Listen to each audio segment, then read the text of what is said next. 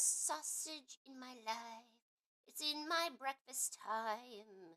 That's what we do. Doodle-doo. I enjoy having sausage and cakes because they're quite okay. That's what we do. Ooh, my pancake is my little girl. She's super cute and full of hair. That's what a pancake is. Ba-da-da. She loves me for who I am and sometimes wants to play with my hands and scratch me. Doodle-doo. Oh, I'm just a little pancake girl looking for pancake hair. Oh, did you? Okay, I'll stop singing. Sorry.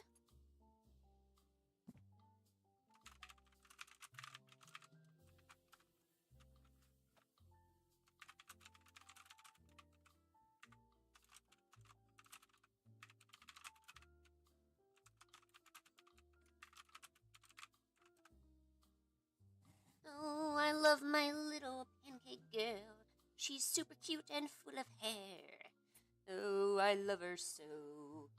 I think she's downstairs ruining my living room, running around with Abaddon and making a fool of herself. Because that's,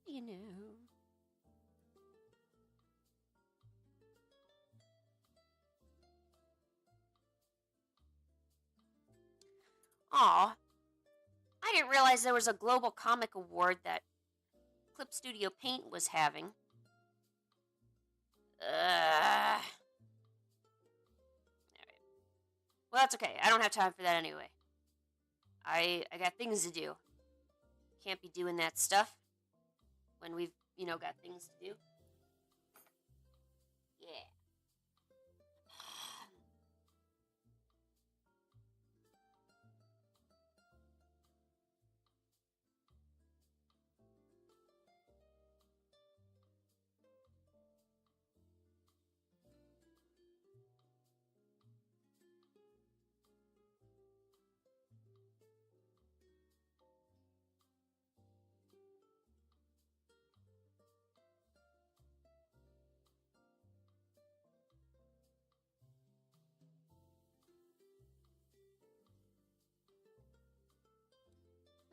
Oh, hey, it's Xenostar.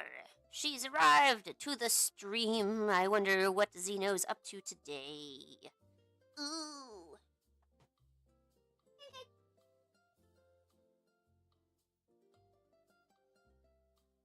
Oh my god, soda will never not be good. I don't know if you're not drinking soda. I mean, what are you doing with your life? Look at my little kitty. She's super cute and she loves me. She's my kitty girl.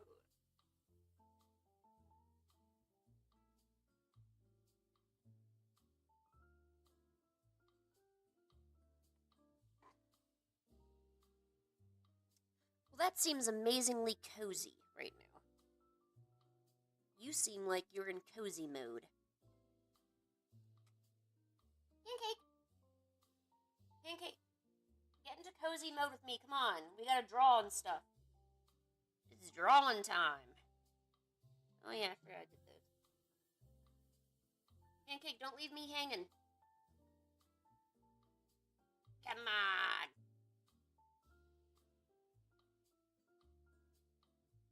I have the slightest feeling Pancake's not gonna come over here. Because they're running around like idiots downstairs, so can't attend the drawing stream if you're gonna, act like an idiot, In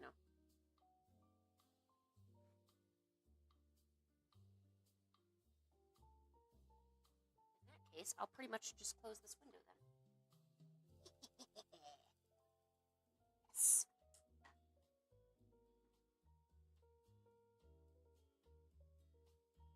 Alright, you know the drill. I'm gonna start out with some sketches, but we're gonna draw amazing stuff today.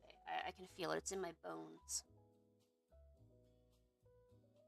The hot chocolate tastes really weird. Are you sure it's hot chocolate?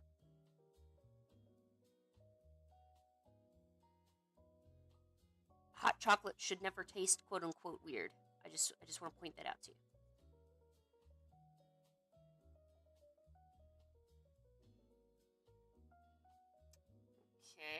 This looks like it's effed up. Okay, I just want to make sure, you never know. Someone might decide to put like something gross in the hot chocolate, Unless you made it yourself, then obviously, what's in there. But if someone presents you hot chocolate and it tastes weird, I just want you to promise me you'll get help.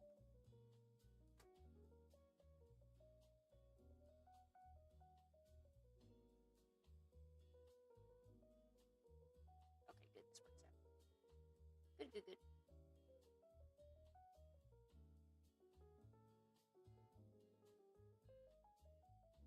See? Exactly. Now I got you thinking. Because you never know, something could be in that hot chocolate. I've never known hot chocolate to taste weird. Okay, unless it's, that fake hot chocolate, or it's the hot chocolate where it's not, real chocolate and stuff like that. Then that's when, you know.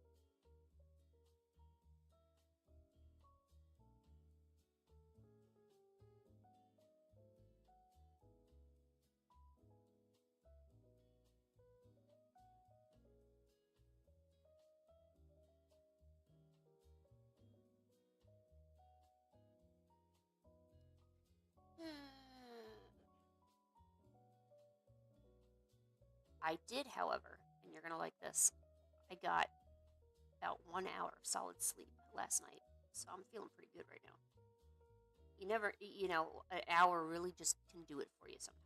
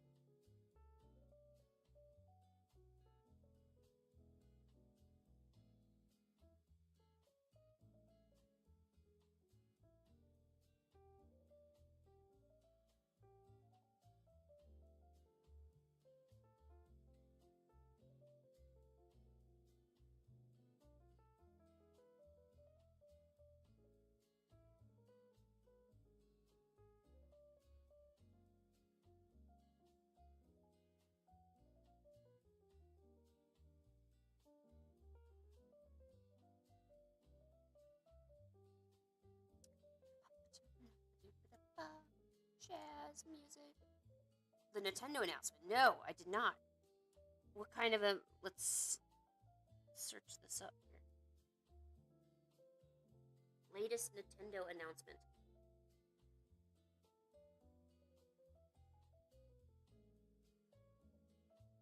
Oh God, what are they doing now? Hopefully it's not like other companies where they put out some weird bullshit.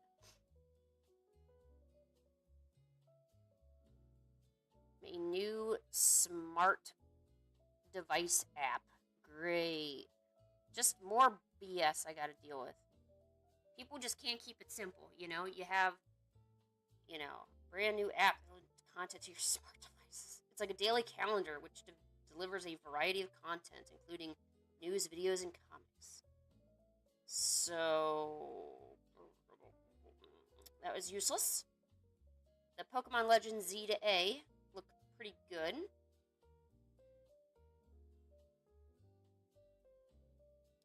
Blah, blah, blah, blah, blah. That looks pretty good. Comic Invasion, could care less. Story of Seasons, Grand Bazaar. Welcome to Zephyr Town. It wasn't Zephyr Town. What was that from?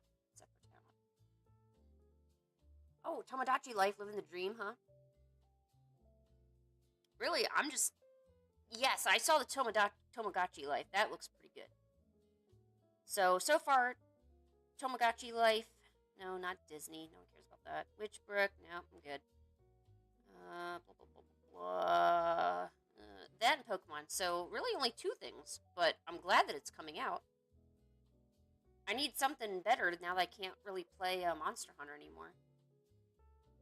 And they're coming out with an update, but it's not really, it's not really the update I'm wanting. It's what they think I want, but it's not what I want, so.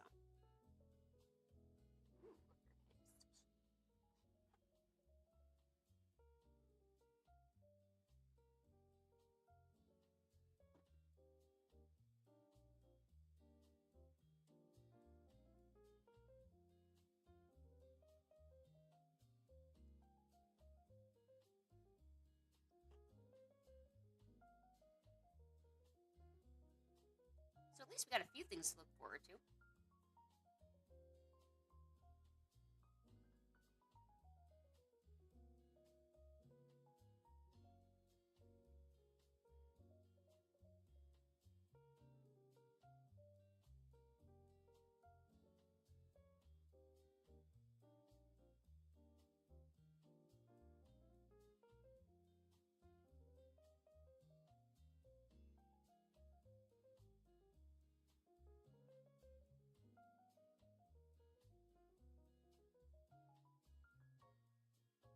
Oh, however, I will say today it's like, what, like 60 degrees outside?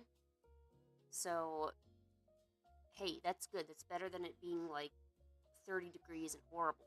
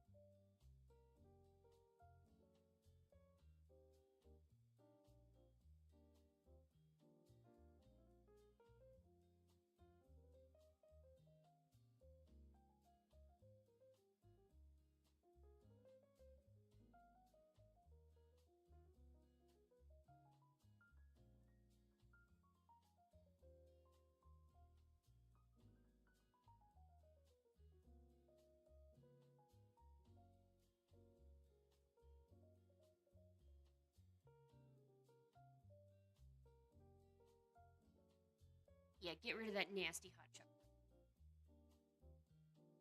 You don't need that. You should only drink good hot chocolate.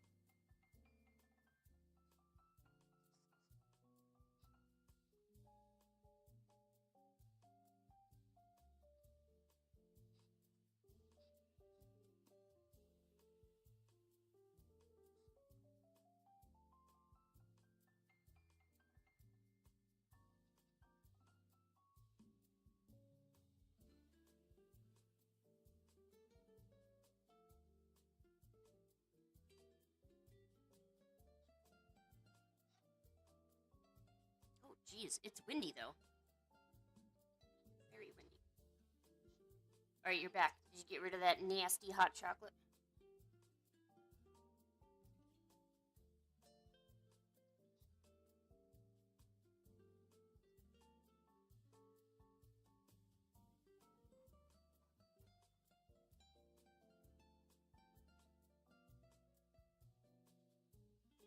Do you think maybe the hot chocolate was just expired?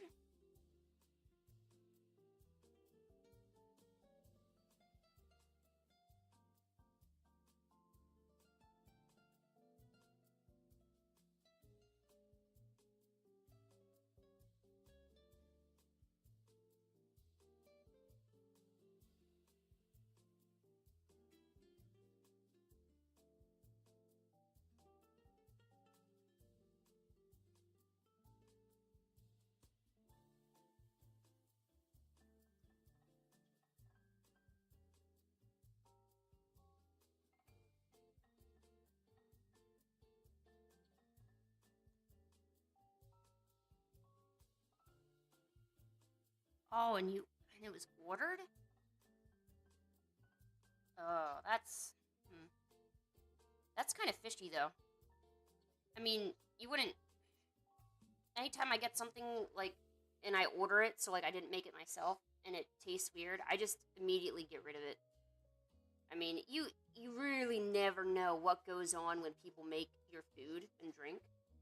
Like even in the same house, like, do you know there's so many stories of like people getting poisoned or sick because someone in the house tries to get rid of them?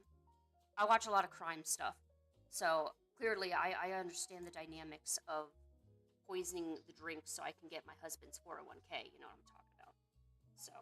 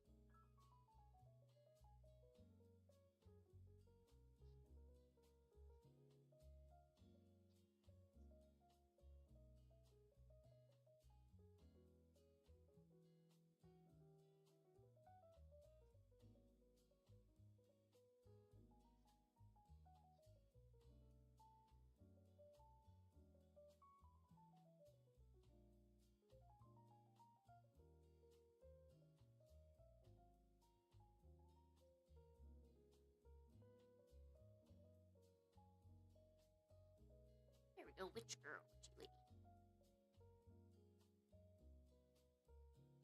Yeah, maybe stay away from it. You don't want to get poisoned with weird hot chocolate.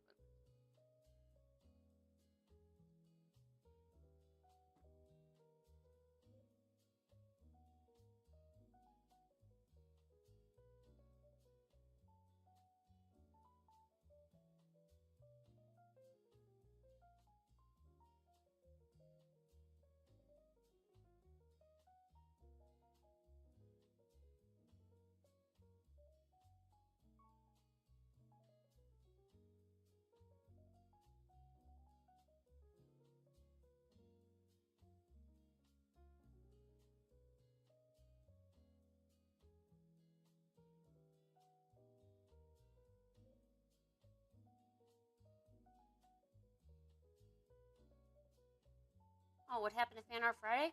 I don't know. I thought it might be kind of boring for everyone, so I just decided to start something different. It doesn't mean they're going away. I was just trying to make more, you know, not like events, but make it more interesting, I guess.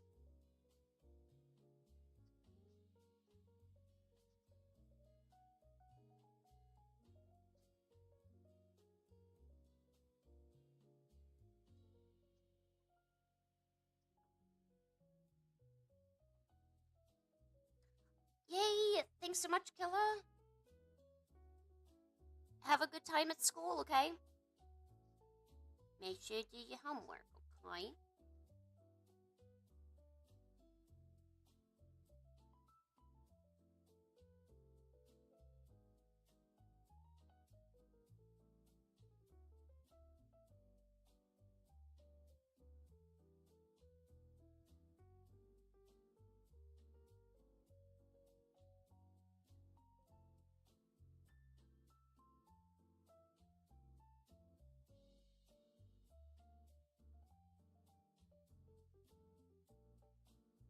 Alright, see you later, bye!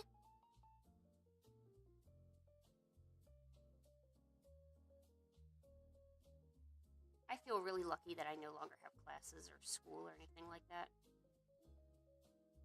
Waking up, I think, was one of the most horrible parts. Other than actually attending the school and paying attention, waking up that early was by far the worst part. Oh, hey, buddy. So I closed the window because I need the light to see my art, so you won't hold that against me, right? Okay. Alright, thank you.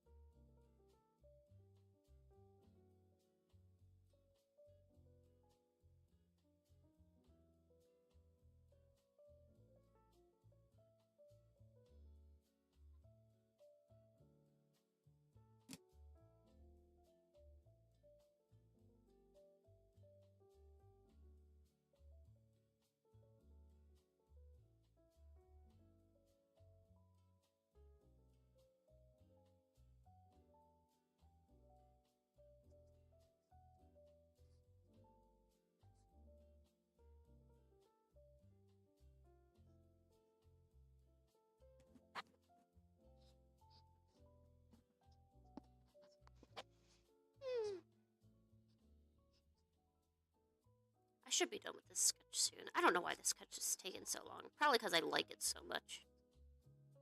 As I look at it, it's all juicy. But I like it. Oh, and I know no one's actually watching at this point, but I'm going to divulge in this. So, I was going through my YouTube, and I was seeing more of that Snow White debacle, and about how there's theories that the actress, that Zegler girl or whatever, probably caused Disney to lose a lot of money for that movie and just in general because of the way she was acting. And like other people took notice of it, which is good. Like I'm glad like she's getting called out on her BS. You know, I wouldn't want her to not know. You know what I'm saying? She should be fully aware of her dumbass. I don't know. I just think if you're like, I know she was just mocking the movie and the role, and she just wasn't interested in playing it regardless. So the fact that she even got in and got to work with Disney, she really didn't deserve that. But then again, it's kind of Disney's fault too. So Disney kind of had this coming. You know, they've had it coming for a while. I mean, they are coming out with disingenuous movies. You know. Now, I'm not sure if Walt himself, Walt Disney, would be too terribly heartbroken by that, but I know his passion when he started the studio that eventually became into, Walt Disney, his passion for animating and cartoons and telling a story. And today's Disney doesn't live up to that. And that usually happens when a creator dies. Eventually the company goes downhill, and Disney's no exception. And of course, my stuff won't be an exception if it ever gets that far. You can only hope you build a strong enough fan base that they're loyal to you, which Disney did do. But they're kind of betraying that trust and loyalty that, got them where they are by, it's called effing around and finding out what happens when you make shitty ass movies and become disingenuous and put motives into your stuff, Just saying. Just saying.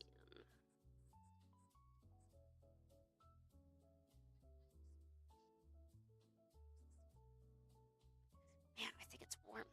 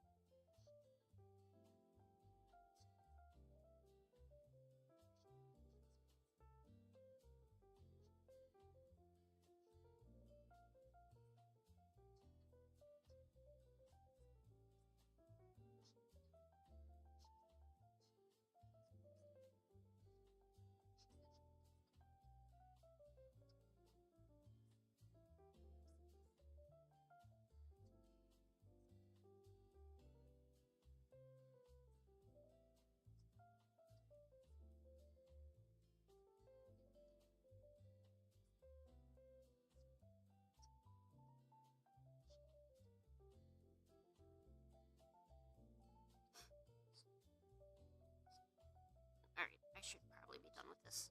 Or should I paint the hat? No. I think it looks better like that.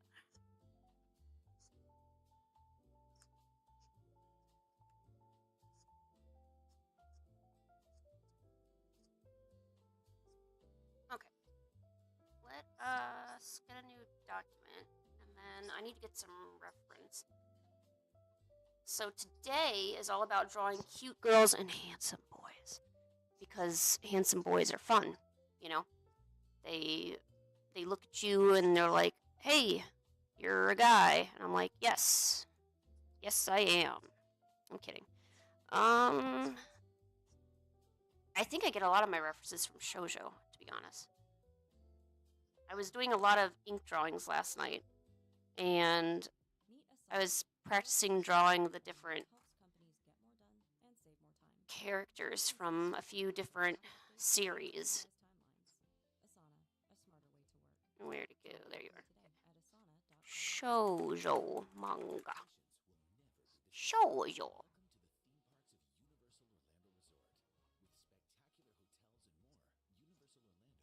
Oh, look at them, they're so cute. I like the handsome dudes with the really long hair that like cover their eyes. They're the cutest. They're so cute. Yum, yum, yum, yum, yum. The Demon Prince of Momochi House. I had really wanted to get that. Oh, and then there's Daytime Shooting Star, which I really like too. There's also Tsubaki Chow, Lonely Planet. That one's really good.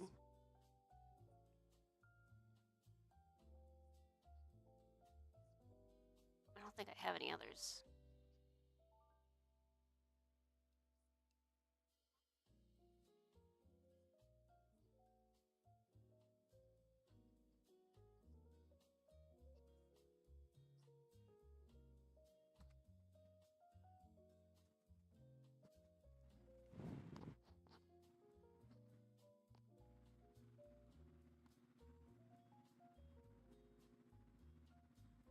Ugh, I keep getting spam calls. It's like they don't realize that I don't care. Like, I've never cared. But they do it anyway.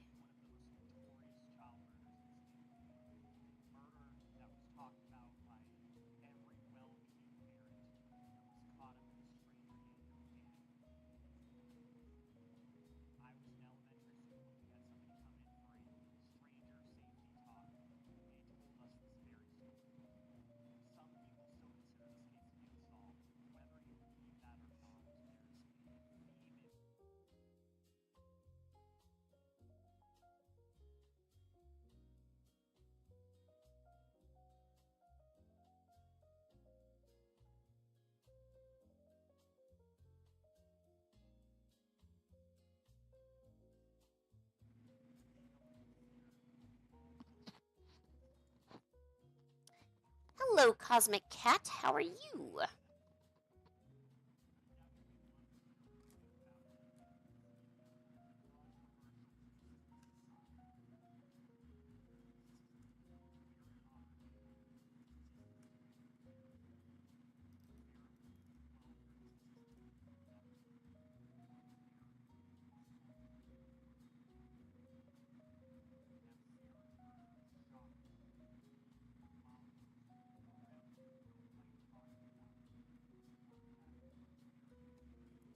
Sorry, I'm trying to find reference, but all I'm finding is just a whole ton of manga covers, and I want to see more of the actual manga art, not so much the, you know.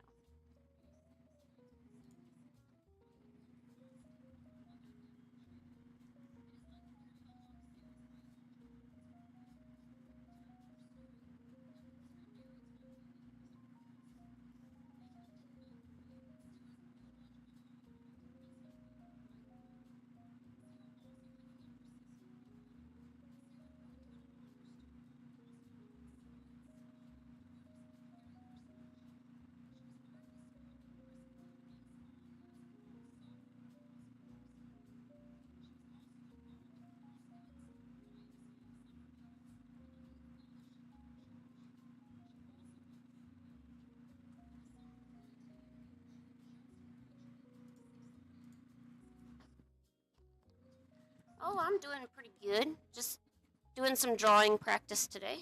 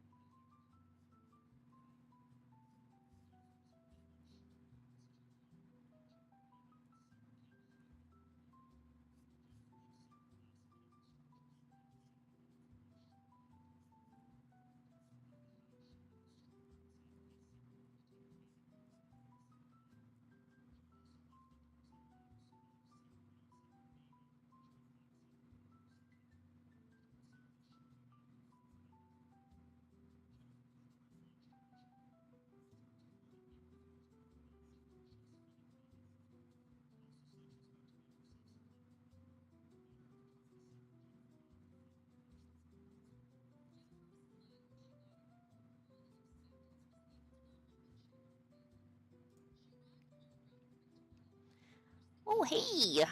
Welcome to the stream.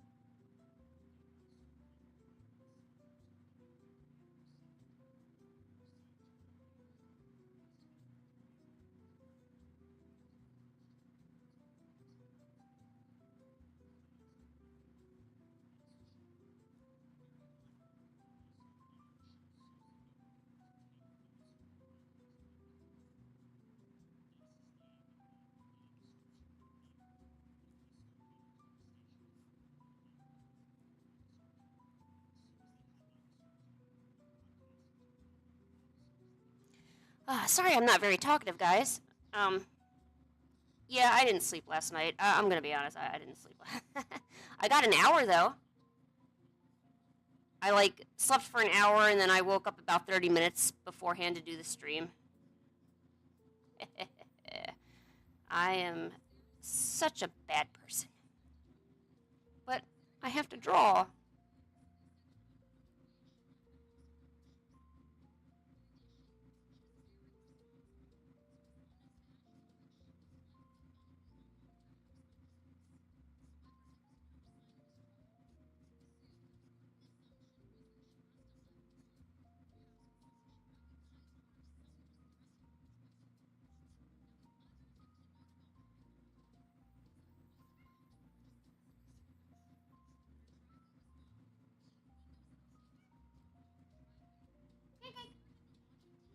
Hi, Pancake.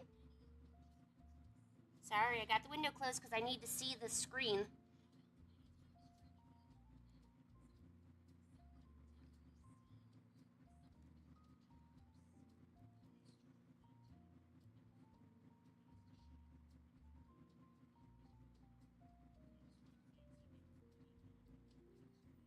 Whoa. That is not what I want. Okay.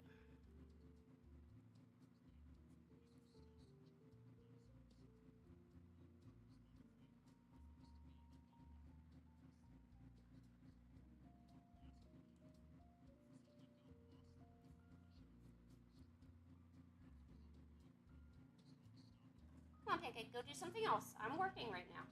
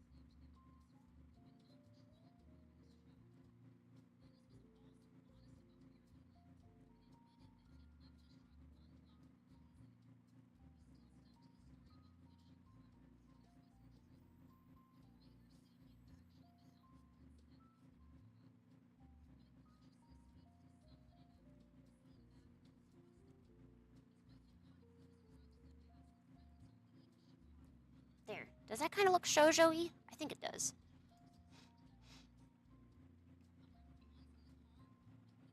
Hey, it's Butterfly. Hey, Butterfly. How are you? What, you work out? You exercise?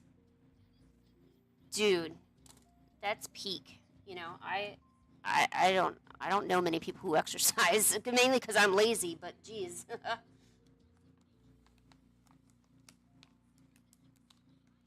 Yes, and I love using Pinterest for references. I'm all about it.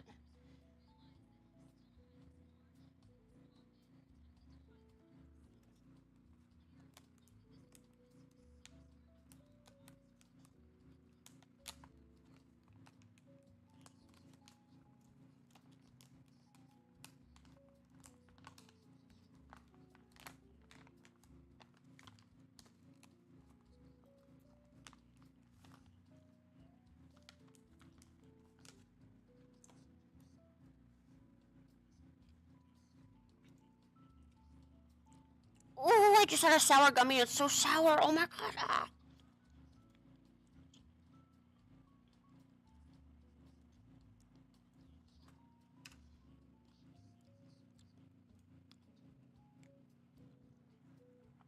Yo, I feel that. I totally feel that. Anytime I turn on my Pinterest, I get instantly hooked and I immediately forget what I was doing.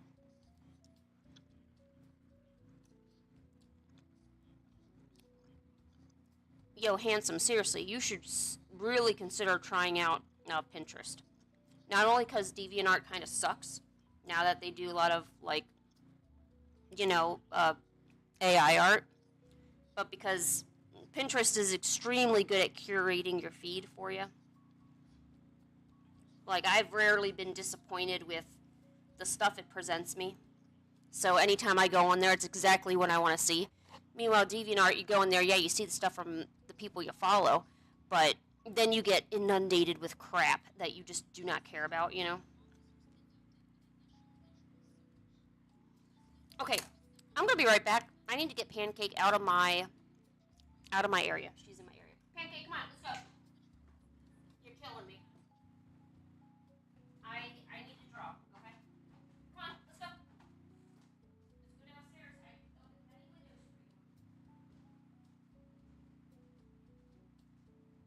Come on, come on, Pancake.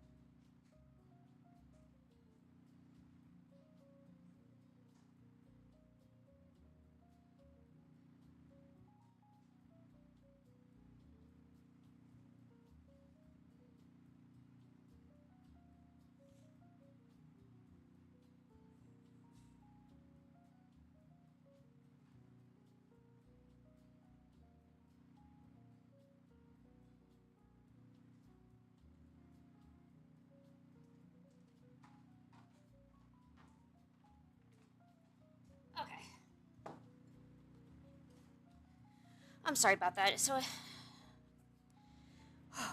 It's actually 70 degrees outside, which means it's like 75 in here. So it's actually like really warm out. Oh, hey, Butterfly. This isn't really Fan Art Friday, though. We're just doing some practice here.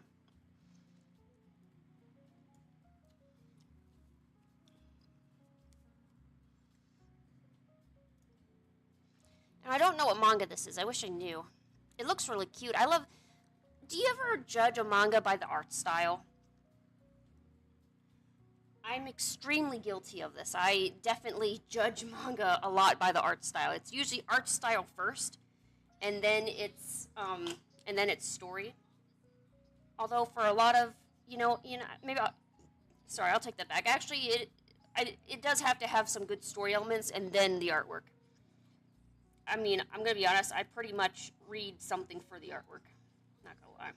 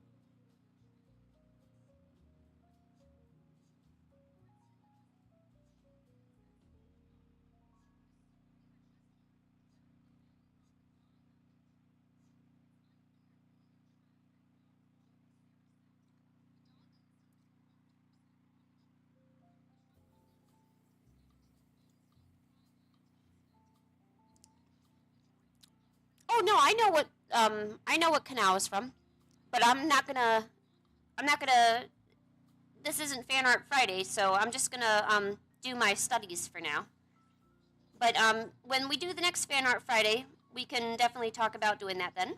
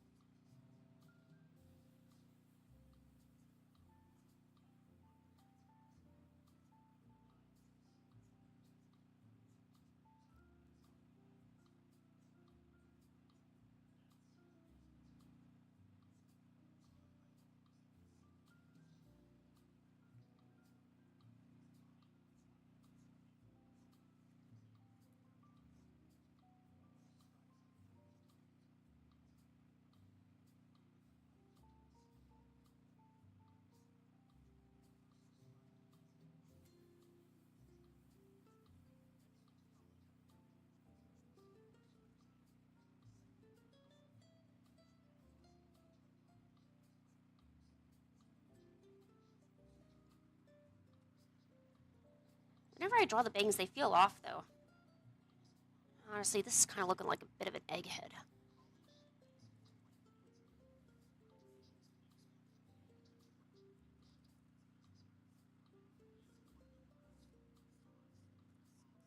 Okay, there, that's better.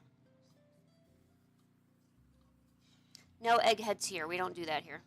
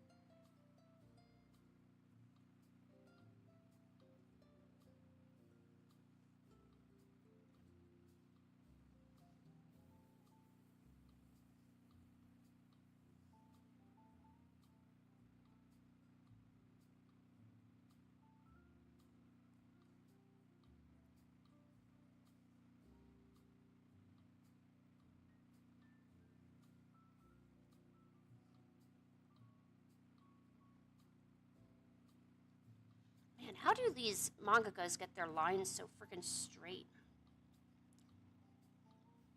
I'm using a digital program, which you'd think would be easier, but really, it's not.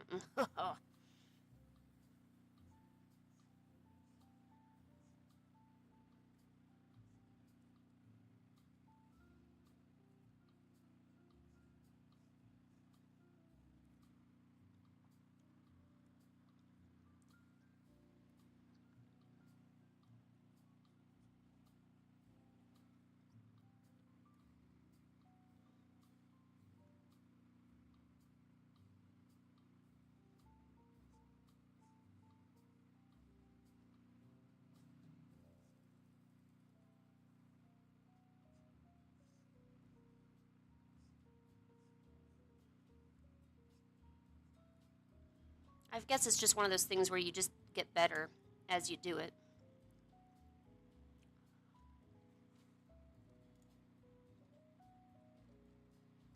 Yeah, what's up, Butterfly?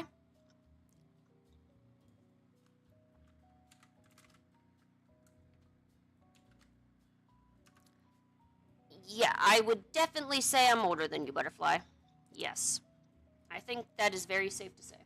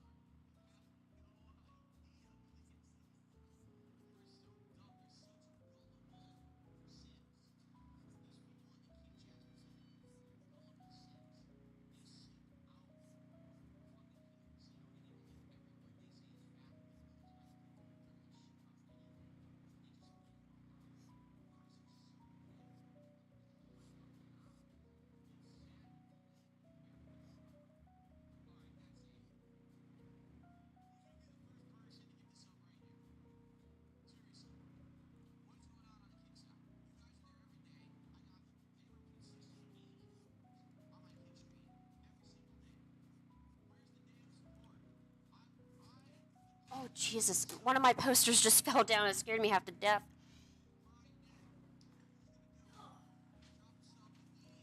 It's also getting really humid in here, too. I didn't know today was going to be so hot. Hey, Google, what's the weather? Oh my God, 71 degrees. Jeez.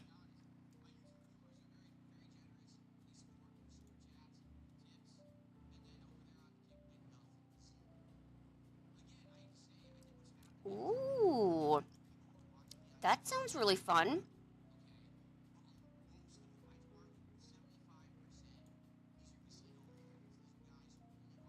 Moving comics are, I know if you, well, I don't know if you, um,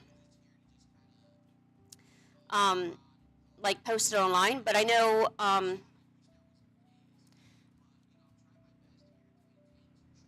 uh, Taptastic, they allow comics with animations to be uploaded. I know Webtoons doesn't, which kind of that blows a lot. They should really upgrade. At least as far as I know, the latest updates they don't allow it, but um, that could be cool. A moving comic is way better than. There's a really cool comic called Ava's Demon, and that has like, it's all in color.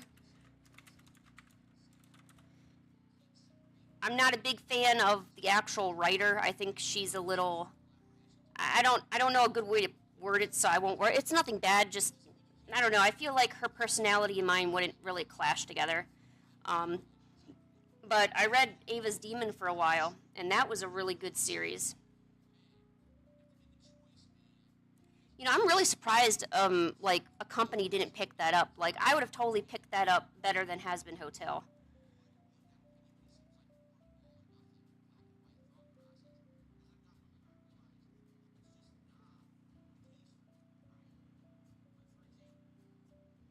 But, I mean, it makes sense because Has Been Hotel had, already been animated and already got a lot of traction on YouTube and other social media places. And Ava's Demon wasn't animated, it was just a graphic novel with some animation put into it a little bit. I think there was a few animated scenes, not too many.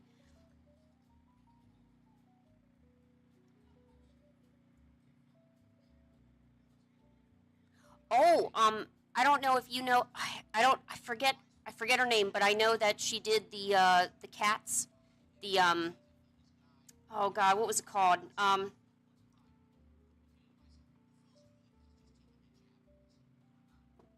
No. It was the cats. I don't want to say Tamberella, the artist. What was that cat one? Luckadaisy or Lackadaisy. Luckadaisy, Lackadaisy. I call it whatever Daisy.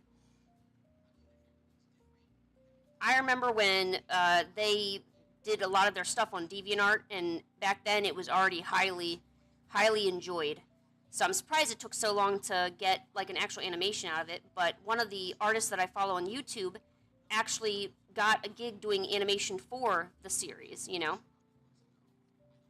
feel like if I actually put some effort in my animation, maybe like people would seek me out for that. Yes, the cat gangsters. Yes.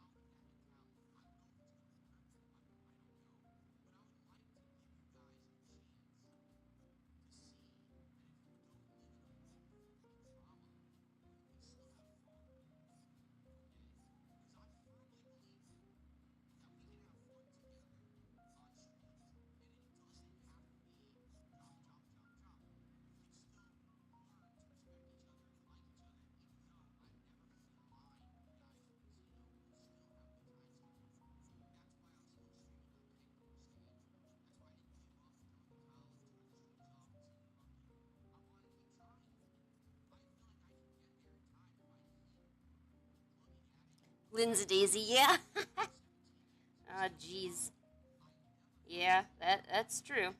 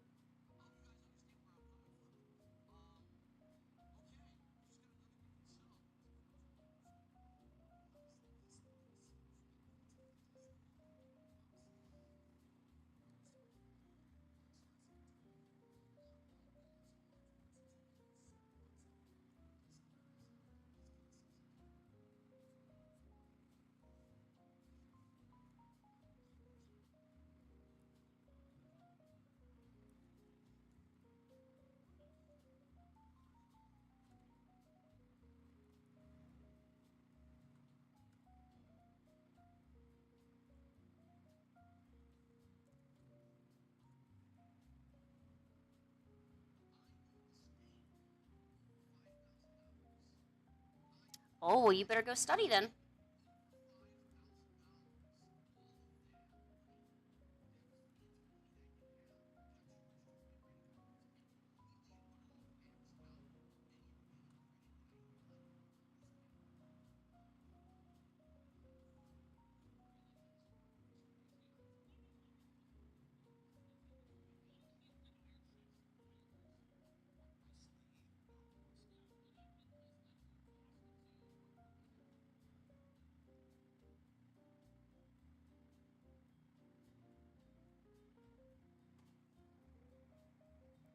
Spring break sounds good. I don't get spring break anymore. Although I never took advantage of spring break, even. Okay, bye, butterfly. I didn't take advantage of spring break even when I was in school, so. I mean, it's not like I had anyone to hang out with or anything.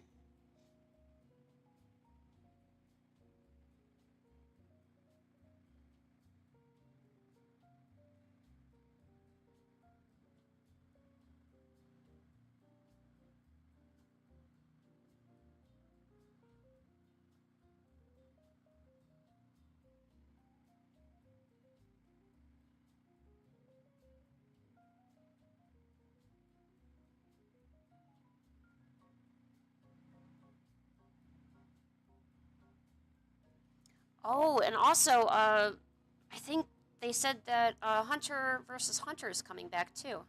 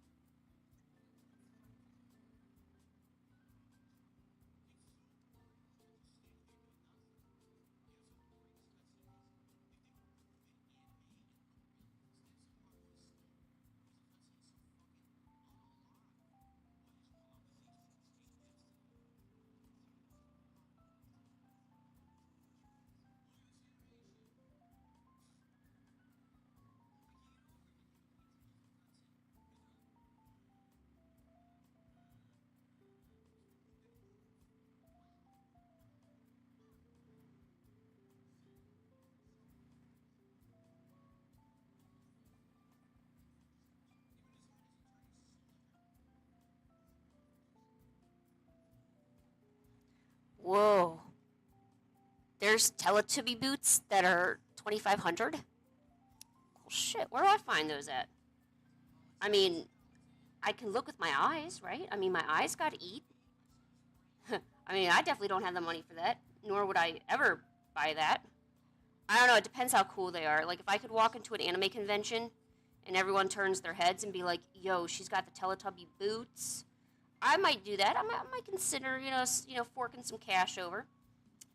My boyfriend would not like that, though, so I probably shouldn't. But they are Teletubby boots, so.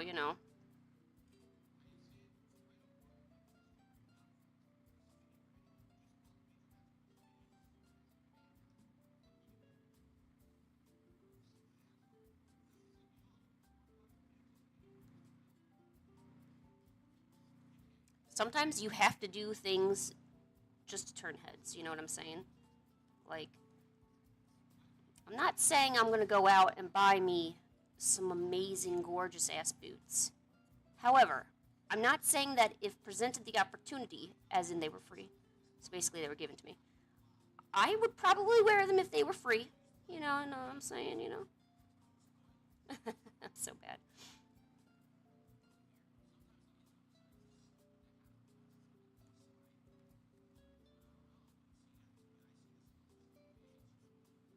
I think in terms of, learning manga drawing and honing your skills for manga, um, the school outfit, the female school outfit, is a rite of passage.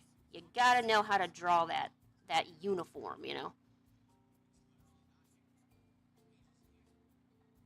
I would say a vast majority of manga has at least some girl in that uniform. So I mean that I consider that one of the staples. This is a staple uniform for learning. and getting into trouble.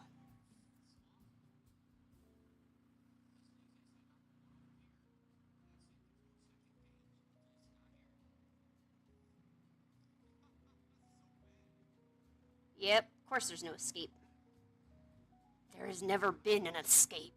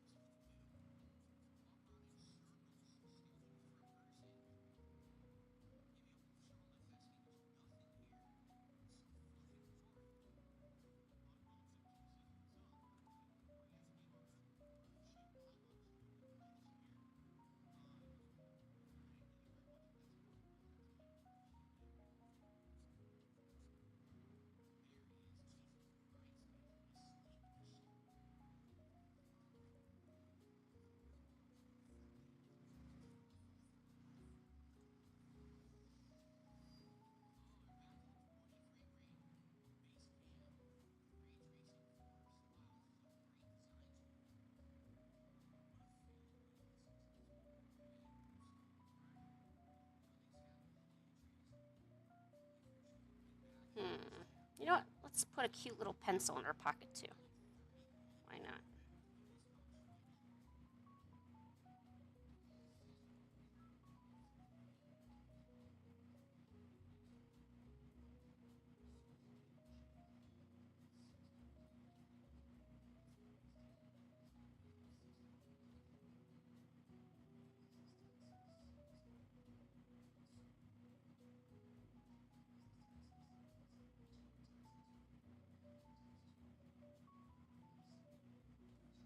There.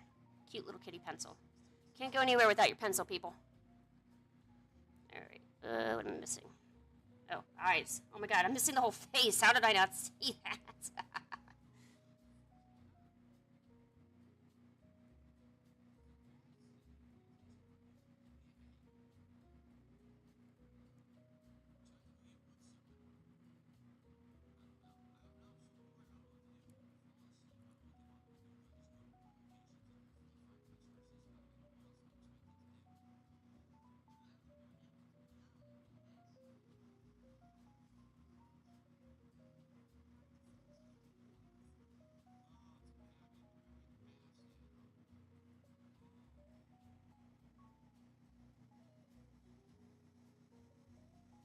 um, always watching YouTube. The Ava's Demon is more of a series. I'm not sure if she has a YouTube channel, and I don't know the name of the actual artist. I just know the name of the little webcomic series she made.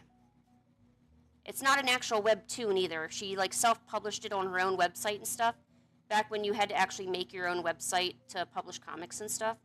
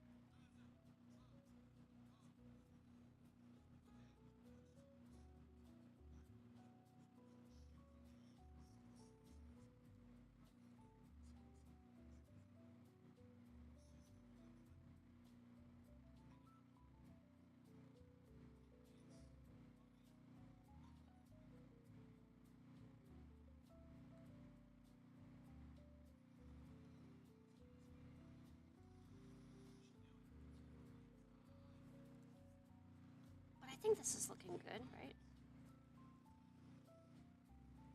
I mean, I think this is too long for me to spend on a sketch, though.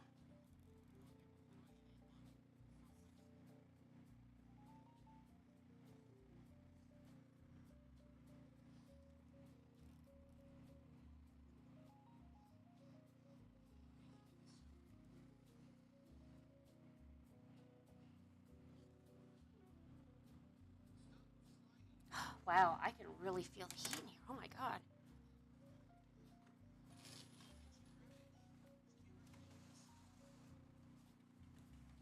Ah, it's windy. Ah, no, Pancake, stop. No, you're not coming over here. I'm not opening this window. No, Pancake, I said no.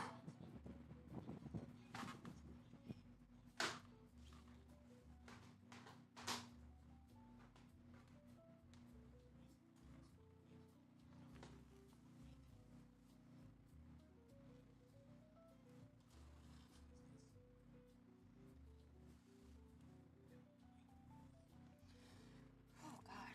This is like a perfect day to go to Starbucks, though. Get me something nice, you know? You know, and I hit on this a little bit the other day, but I'll rehash it because I don't care. And it was this idea of flow. So, I've like kind of made some realizations in terms of when I get content done versus getting other content done. And working on the webcomic in particular usually happens when I'm at a cafe or I'm out of the house or I'm doing something else, right? Anything other than what I should be doing. So that's when that happens. And then anything watercolor usually happens when I'm in the house. And then it gets even worse. There's even time frames. So mornings, digital art usually comes a lot better. I really like digital art. Then as the day goes on, I'm more into watercolor and sketching, you know, kind of low effort stuff. Not low effort, but I'm not trying to build stories. I'm not trying to figure out layouts. I'm just, you know, sketching because I like it. And then deep into the night, deep into the freaking night, gouache art, ink, ink art, all those kind of things.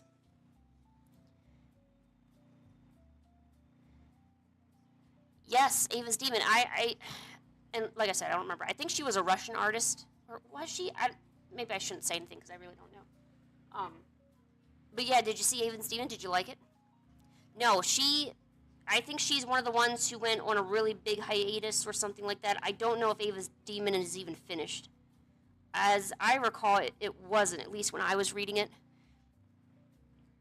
Well, yeah, you draw mostly at school because school is boring. I mean, let's face it. I mean, if you were drawing all day at school, it wouldn't be so boring.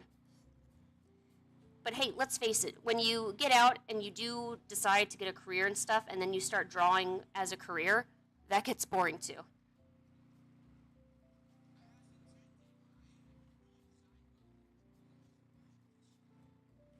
I think anything in excess can get boring.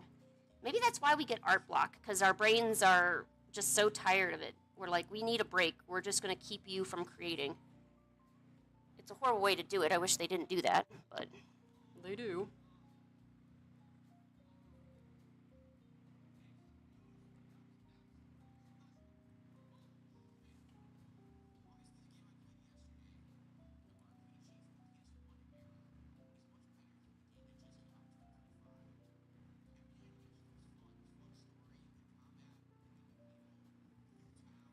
Because when I went to college for my animation degree, it's there's times when you get to pick your own work. You know, you get to pick your own workload. You can pick to do this animation or maybe the subject of something, but it's usually someone else telling you what to do.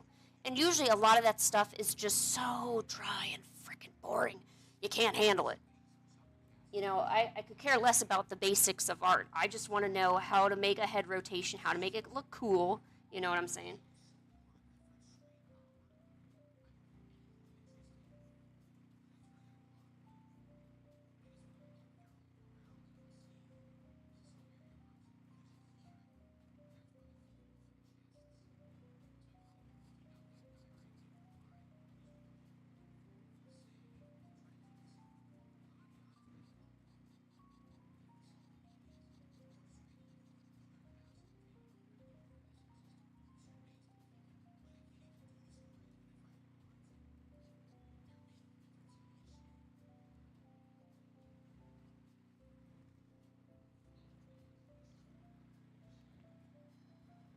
Yeah, and I hate that. Yeah, because, you know, when I went to school, people went to art class or It was more like pottery class. It was something you could do to get the credits for it, but it wasn't something you cared about. It was something to make requirements. There are certain classes that are just strictly for making the requirement, let's be honest. You know, and usually a lot of them normal kids are not going to care about. And adults, because I'm an adult, and I still don't care about it. So, computer class, that was a good one to just fall asleep in. And usually the teacher was really lenient anyway. They were pretty cool, just let you kind of do whatever, you know. What else? The phys ed requirement, complete BS. I do not need to be exercising. That's not what my life is going to be about. Please do not force me to exercise. I do not like that. It's also painful, too. You know, why would I want to get sore and sweaty and stuff in the middle of my school day?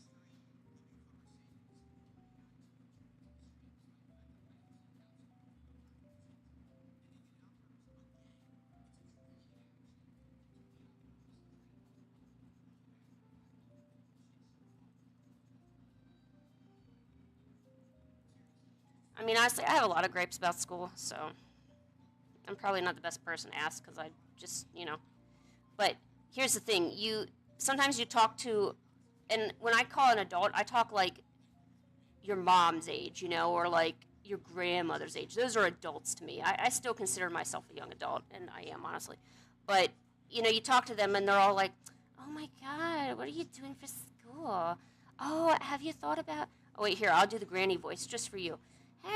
Have you thought about the extracurriculars? Oh, you doing music this year? I know back in the day when we used to hang out, you used to like to play on my piano, and I remember you used to really love it. And yeah, I probably really liked it because there was nothing else to do in your goddamn house but play the piano, you know, or go bang drums somewhere, or go eat grass, you know. There was nothing else to do. You know, you didn't have a game station, you didn't have any pads or paper, unless I brought it. There was no, and your house smelled too, like weird old people, you know. The only good thing is when I got money from doing chores, and that was strictly for the money. You literally taught me how to work at a young age. Do it for the money. That's what you taught little Lynn. Little Lynn learned about that. Yeah, you like my grandma voice? Ah, yes, there it is. So, okay, so Cosmic Cat. I know the other day we were in here and we were talking about because I've been on hiatus for my comic for a few years, and well, that's not necessarily bad. I had some reservations because I didn't want to cause drifts. Well, there's this creator who made Ava's Demon, and it was really really well liked. It was getting a lot of attention and support, and she was doing really well for herself. Oh, it's too fucking windy. And she went on an indefinite hiatus, and the story was left at a cliffhanger. So you basically screwed your fans. That's what happened. It was a virtual screwing of the fans.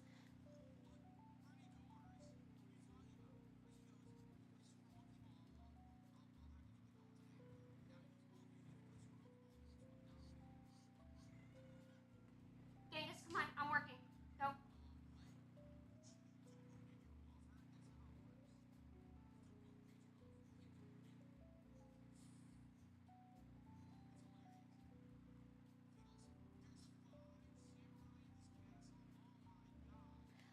I don't think she's ever coming back. I mean, but then again, I have not kept up with it at all. This was years ago that I looked at the comic and knew a little bit about her, and then find out she went on hiatus, and I told myself I was going to wait until it's finished because I don't want to get emotionally, time is precious, all right? I don't want to get emotionally invested into anything if it's going to turn out you're just going to,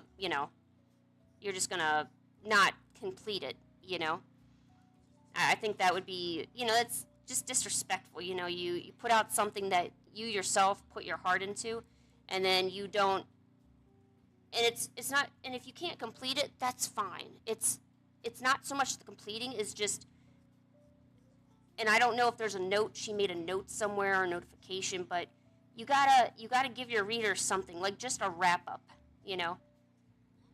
why would people ever come back to you and basically trust their time to you if you're not going to value their time?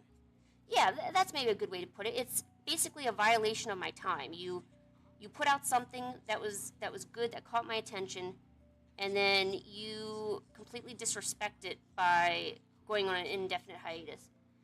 Now, for instance, Monster vs. Hunter, Hunter vs. Hunter, those hiatuses can be understandable.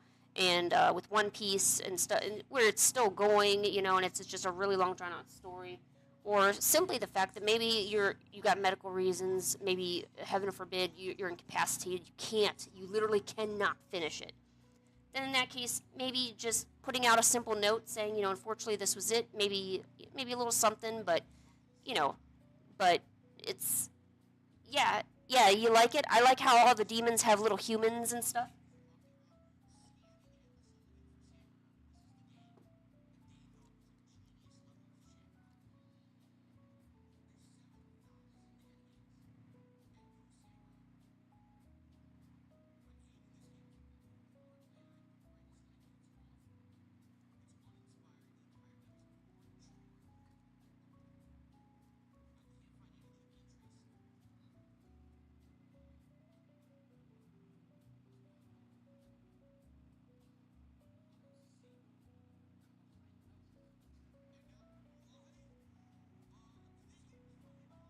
Yeah, you should be a reporter, or like an investigative reporter.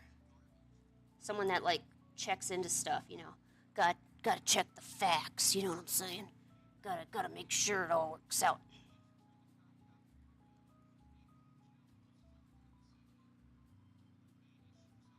But, you know, for a content creator, and maybe this is how I feel about Ava, is just my trust for them as a creator is gone now. And this is not in an artistic way, this is just as I was a fan once of something. And now I can't trust that I won't be hurt again by you because you decided, for whatever reason, to take a hiatus. And maybe there's a really good reason that the hiatus happened. And maybe that's just me not looking into stuff enough. So maybe let me phrase it this way. An artist who kind of goes on hiatus and doesn't finish it, an artist who, oh my god, an artist who just disrespects your time like that, you just can't, it's hard for me as a consumer to trust them.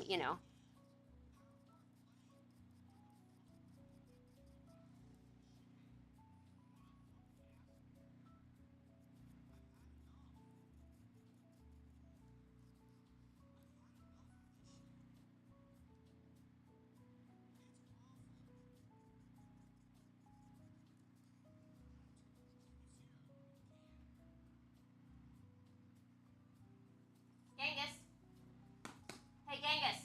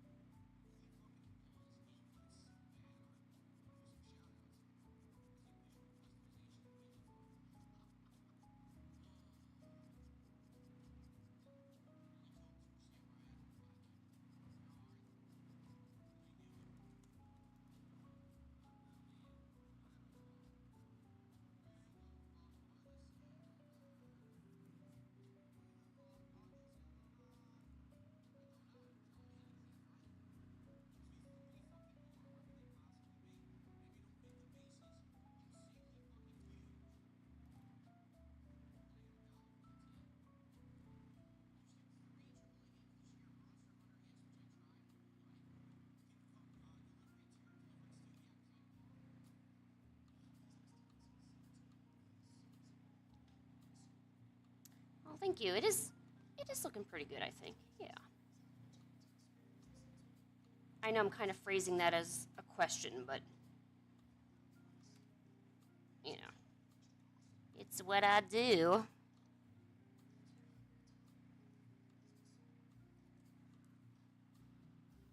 I initially intended to have a lot more sketches all around it. Like I didn't want to just do one. Here, let me try to do a few more sketches. That's inked nicely, kind of. Or maybe I should at least color in the eyes. It's kind of weird the eyes aren't colored in.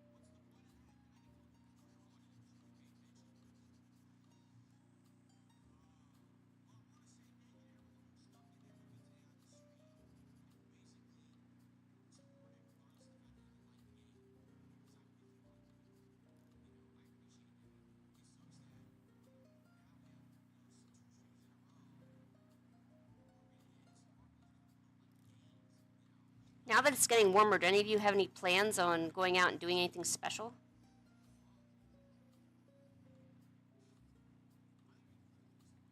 I wouldn't mind going out and like drawing out in nature again. I used to go on little. There's a Japanese garden by, well, about an hour or two from the house, and the Japanese garden is a great place to go. Kind of, yeah. You know what going outside is? You see that green stuff out there? That's grass. That's not the kind you smoke either. That's the kind you sit on, get them nutrients in your skin. That's grass. Does anyone do that anymore? Smoke the grass? Yes, tons of people. Touching the grass, we have a few. You got the nature fanatics who are like, oh my god, to go touch the grass or you'll die. You got the old people who are like, you should get out more and take a walk with your dog or something. And then you got the artists who are like, wow, I'm inspired. Look at this blade of grass. Whee! And they're pretty much ADHD anyway, so anything really kind of gets them going. So, I mean, you got to watch out for that. But, I mean, yeah, people do that all the time. What are you talking about? You're joking, right? How could you not know?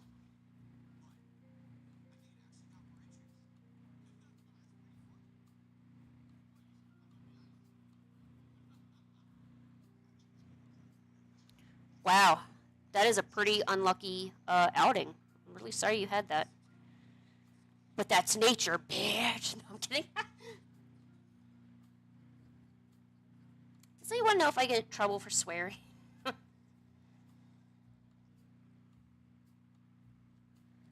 Yeah, I know, Cosmic. I'm looking outside and all the grass is dead and gross. But, you know, it's better than nothing.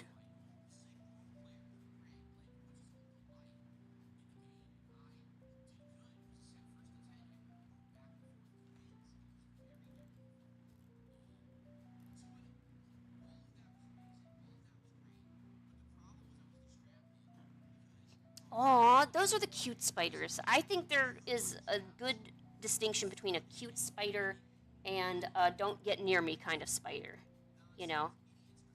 Fortunately, I can't really convince my boyfriend of that, but I'm a firm believer in that. There's some spiders that are just too adorable, and you can't hate them. They literally don't have jaws big enough to even damage you. They're just kind of there. They're like little fuzzballs, you know. You gotta touch the fuzzball and say you're a good boy, fuzzball. And Mr. Fuzzball Spider lifts his little leg and is like, "Thank you." Um, you know, those are the kind I want near my window so they catch all the ladybugs that are around. I'm getting so many ladybugs in my gosh darn house. It's unbelievable.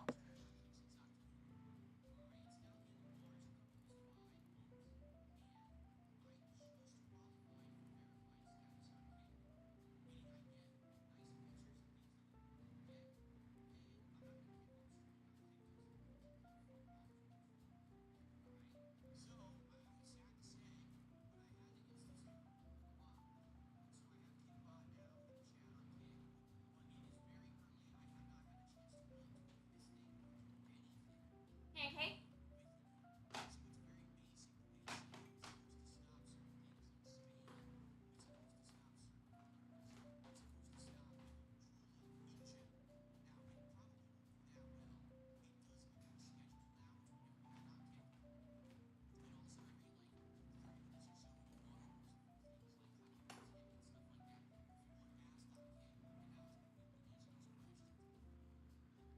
Oh, you got a new kneaded eraser? Ooh, I've always stayed away from kneaded erasers. I'm not sure if I should really invest in getting one. I don't like them because I like the idea of having like an eraser cylinder or a square to erase my lines. I don't like a squishy rubbery thing kind of getting it. Although in watercolor, I see a lot of artists use the kneaded eraser to get rid of a lot of excess graphite on paper before the painting actually begins. So getting some sort of kneaded eraser, I think, might be beneficial for that. Because I have a lot of inspirations from people, but I'm not sure how they're getting their lines so clean. And it might be because I'm not erasing my guidelines well enough.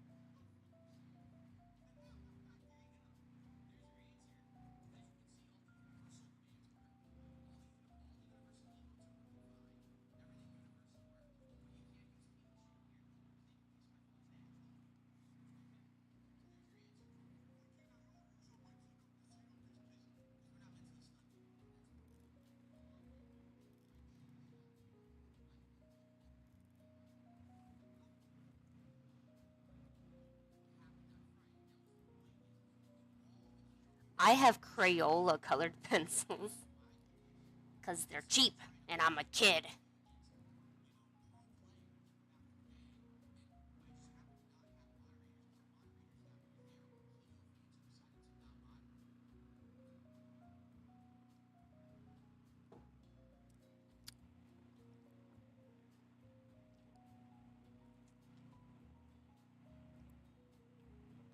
Oh my god, that's an incredibly long name for a pencil. Jesus. What's mine?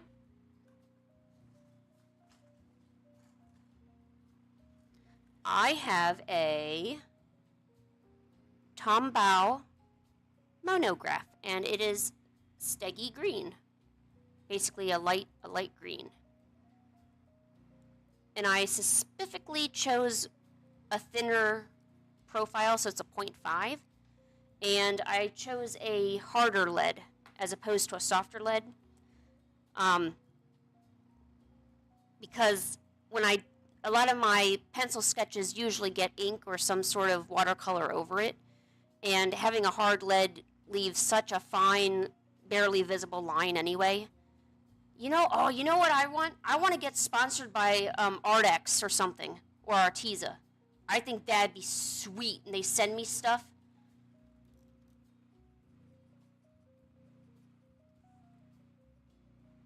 I want to be like the cool kids too, getting free shit and making art with the free shit. Okay, there it is. There's that girl.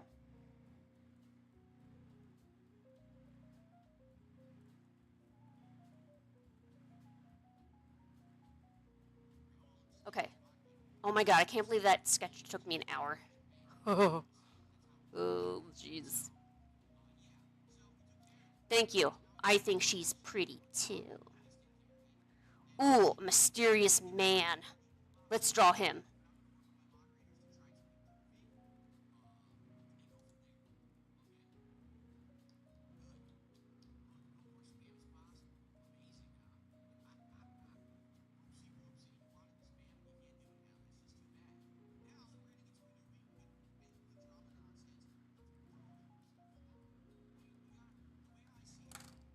And maybe, this time I will. How do I.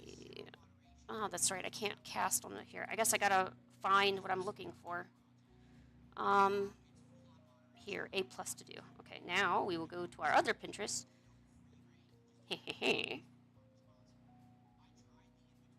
Go to my Pinterest account and go to the mysterious boy picture. Because what I want to do is Oh, I'm getting more cute pictures. Nice. Oh, what's this one? He looks pretty cute. Okay, I gotta stop looking at cute boys.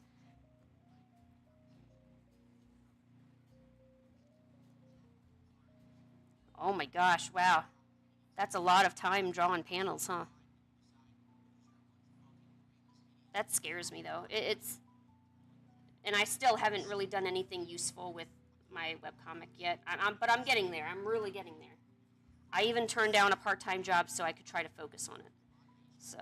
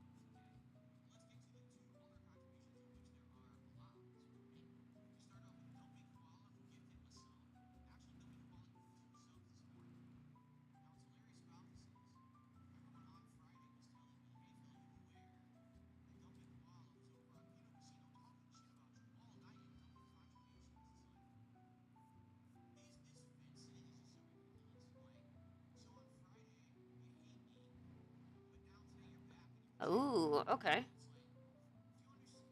Isn't it hard to line that stuff up?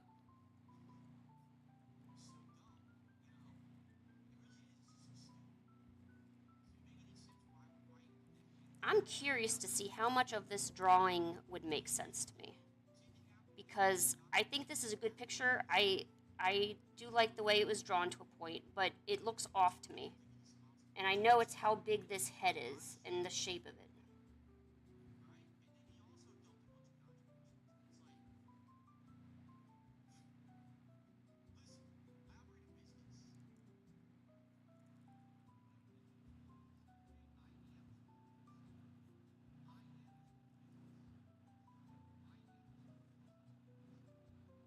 Ooh, some of those features are not where I initially would put that. Even just tracing over this feels weird.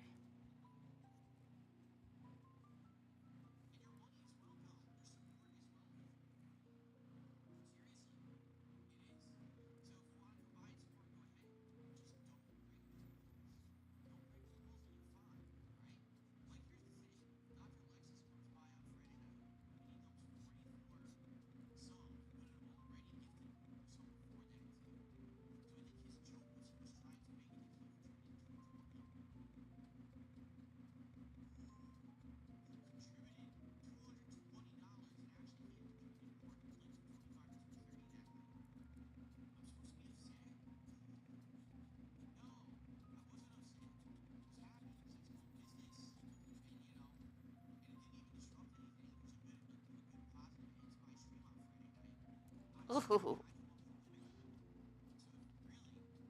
Yeah, I'm not measuring. I'm not measuring shit. I am not good at measuring. No, no, no, no, no, no, no, no, no. I can draw. I can draw a line using a ruler. That's about it, though.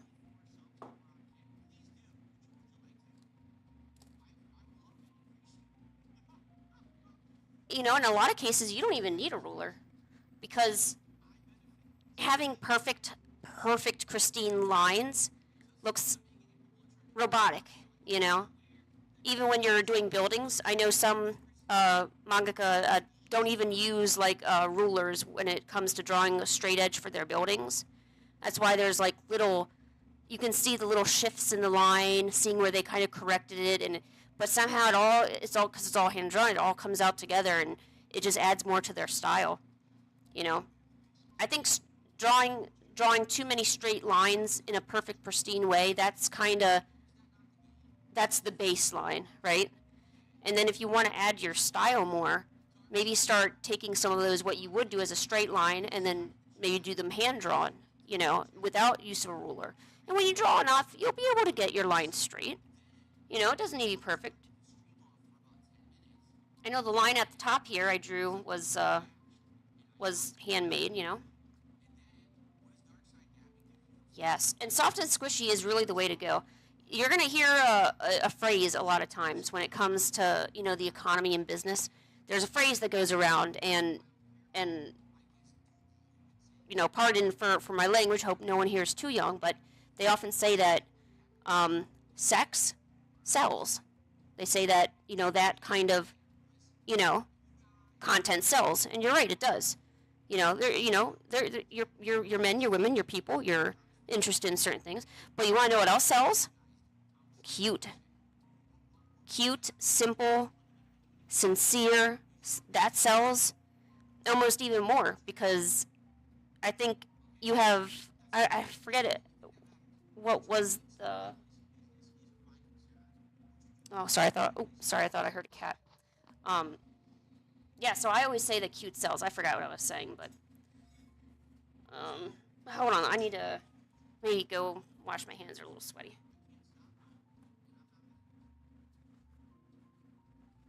Oh my god, it's so hot.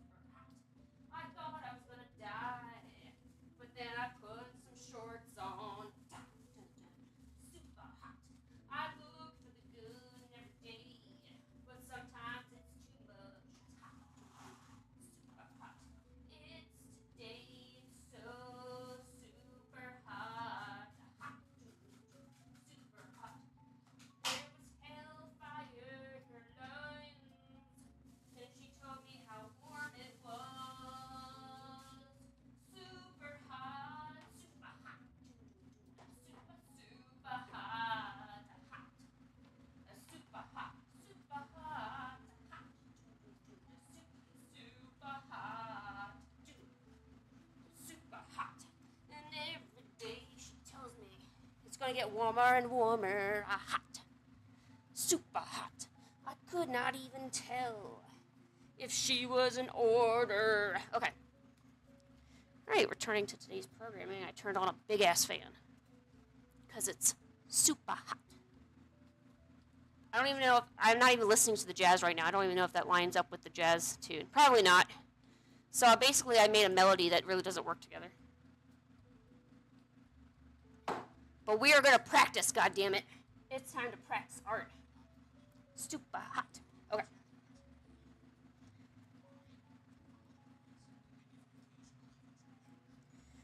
Alright, so I traced over this, mainly because I wanted to see what the outline of the artist's sketch looked like. And you may wonder why that's important. Well, because I didn't think that this outline, because this outline looks nothing like I would do it. My outline would be so completely different. And in fact, I'm going to draw it now, because when I do these practices, I do want to try to learn where I'm messing up in terms of constructing. Because your construction is everything. If you don't have a good blueprint for your... No, Pancake, go. Goodbye. Get out of here. No offense, still working. If I can try to isolate the different issues I'm having, maybe I could make better art in the future. So I also have the reference picture on another screen, so I can kind of look at it without, you know. And you're not going to get everything perfect to how the reference has it, so it might be good to do it in pieces. Like, for instance, check to see how you did the head, and then check to see how you do the shoulders and stuff, because, you know, not everything's going to show up at once, so.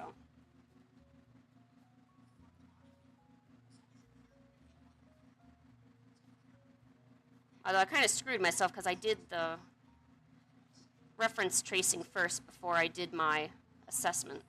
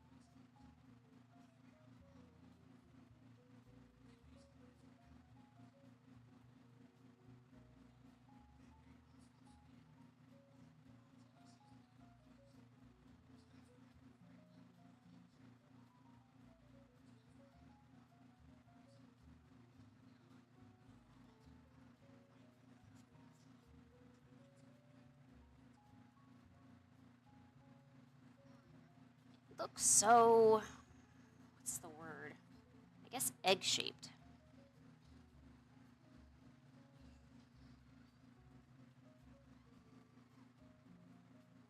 Alright, now let's take this sketch, put it over the reference. Of course, the angle might be off. That's kind of given.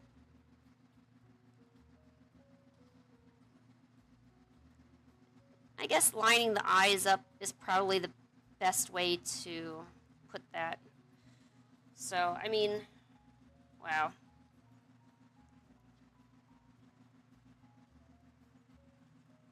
I think the issue is I have a problem with the 3/4 view. I think that's the real issue. Because I would never bring the eyes over this way any more than what I just did. But apparently, the draft sketch of the reference shows that that's exactly what happened. So there we go, solving our own issues. Let's see if a little bit of resizing helps this at all.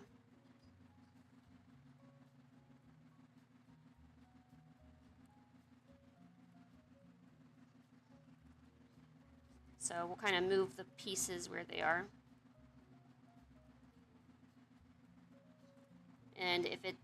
looks pretty good. I would say that, you know, we don't have too much of an issue. Alright, so now that I've put the eyes, nose, mouth pretty much where they need to be, I need to move this nose here. Now let's really start looking at it. So right away, the cheek is a huge issue. I shouldn't be drawing the cheek that far out for a male character. It needs to be a more subtle thing like that.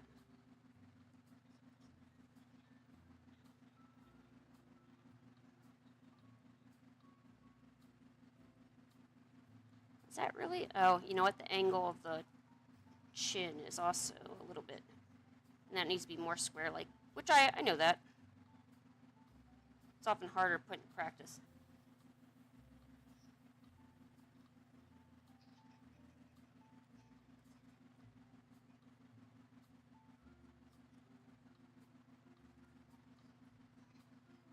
Okay, how about that? A little better, but see, I would never draw the cheeks this way. How that curve lurks, or lurks, it lurks.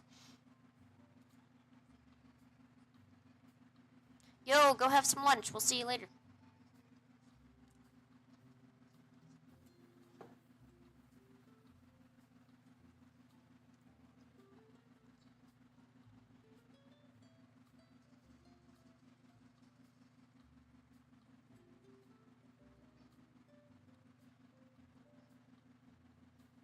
Alright, now let's compare my sketch with kind of like quote-unquote the master sketch.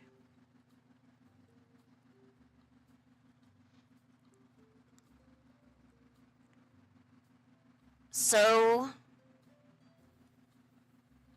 here. This will be a lot easier to see if I do it this way. There. My drawing is the pink drawing. The blue drawing is the sketch I did of the reference, so pretty much tracing over it is the trace lines. So in order with some minor repositioning of different facial features, it seems that I drew them correctly. Although I did have to move them around to get them more in line and in place, at least they were drawn correctly, so I can rule that out. Because a little bit of repositioning happens no matter what you're doing, you know? So that's not really something that we can fix perfectly. And also, the size of the head, apparently, I don't really know how to do, because, man, I am missing a lot there. I am missing all of that.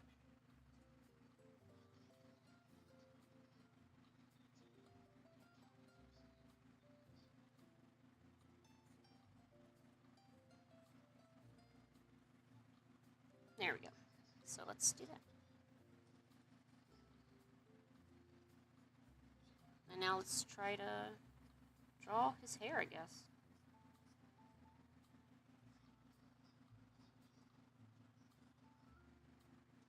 Some artists put too much detail into their hair, though. Sometimes it feels like a little bit too much. I think a more simplified look, like combining the strands into different shapes, is a more viable look. Sometimes it feels that drawings with too much detail is overwhelming to look at. And I guess as you're an artist, you probably think a lot, ooh, how could I draw that in the future? So it becomes a double issue because now you're looking at a really overwhelming drawing that someone made. And you're also kind of going through your head how you might do it. So I think that would cause a lot of anxiety. You know what, I do want to make a tutorial video on stuff like this. Like, I feel like if you approached your drawing practices like this, taking your reference, tracing it over, doing your own version, put the two on top of each other, boom, you instantly find the differences, you instantly know where they are, and fixing them is generally easy. You basically just make it look more like what it should be, you know? Then you would, or I would, we'd get really far, you know? I feel like so much importance is placed on your imagination and coming out of your own hands. And, you know, famous artists back in the day of Da Vinci's day didn't do that. They simply stole the ideas next to them. Sometimes it was quite literally, like they ran off with a painting, you know. But no, to be more seriously, someone else's art is just more reference in a way. You can't own a pose. You can't own a hand pose. There's certain things that are just so broad that you can't really say anything about it. Certain things in art is one of them. I mean, if you think about it, pretty much every idea at this point isn't going to be original. Someone's done it before you, and someone's going to think of it after you without even looking at your stuff. That's the amazing thing about how information travels with, humanity. A lot of us get a lot of the same ideas by coincidence over time, even though we may not have had similar backgrounds or similar environments. There's definitely a transfer of information that happens.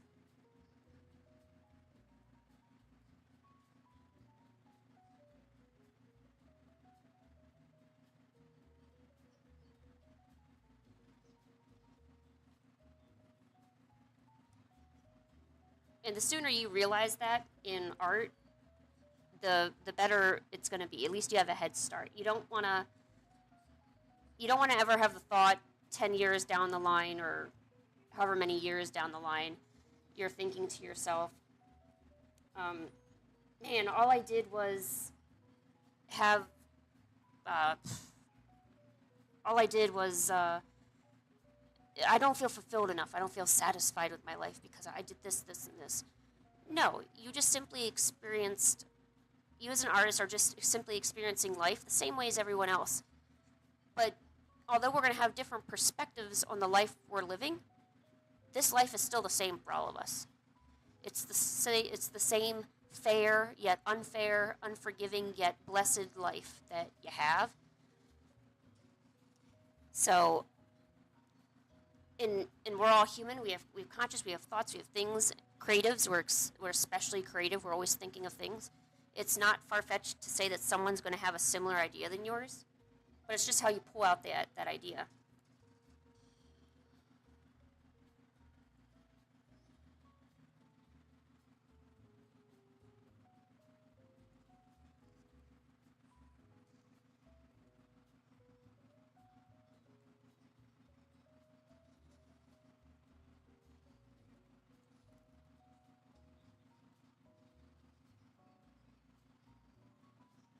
Yeah, so I know, that was incredibly philosophical. I definitely should be teaching in the Church of Artisticness, um, Pastor Lynn or something like that. But these are, I feel, a lot of the things that I have to say are really important.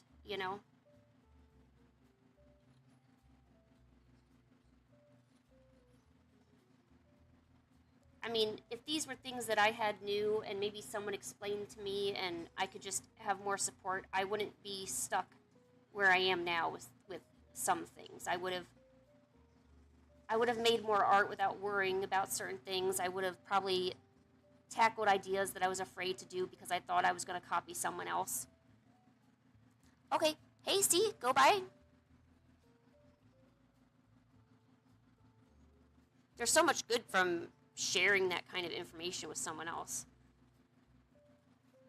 Because I think as an artist, or I would hope so, most of us want to see, the peak of our abilities, or we want to be able to do good with it, or we want to be the next Andy Warhol, or Da Vinci or whatever.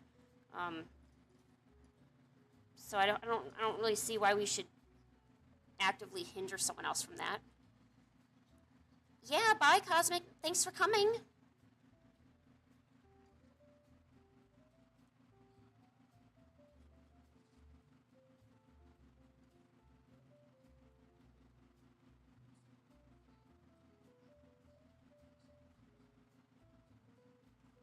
Kind of like when artists will gatekeep their manufacturers.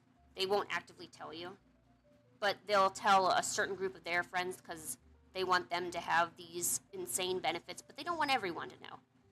I mean, if you want your best friend in your cliquey little group to know about your manufacturer, wouldn't you want everyone to know since it's such a good manufacturer? No. They're telling them because they want them to have the upper hand, you know. You can't, I don't know why it's so stupid. You just can't see everyone as an enemy. Especially if people aren't viewing you that way. You know, it's different if you've got some extremely stiff competition, you know. But in reality, the only competition you're facing is the competition of someone else doing another idea better than yours. Not so much the manufacturing of the product or anything like that. I mean, you can fight Walmart and Costco all you want and Temu, and you know, you can just let them, you know, dish that out. That's their realm. We're never going to be part of it. We can't even pray to be part of that world, you know. the Temu quality market and stealing ideas market. By the way, Temu steals things, but anyways. And I don't really know what I was talking about. Yeah, but that was kind of my little TED talk there for a second. I might come back with more. We'll find out.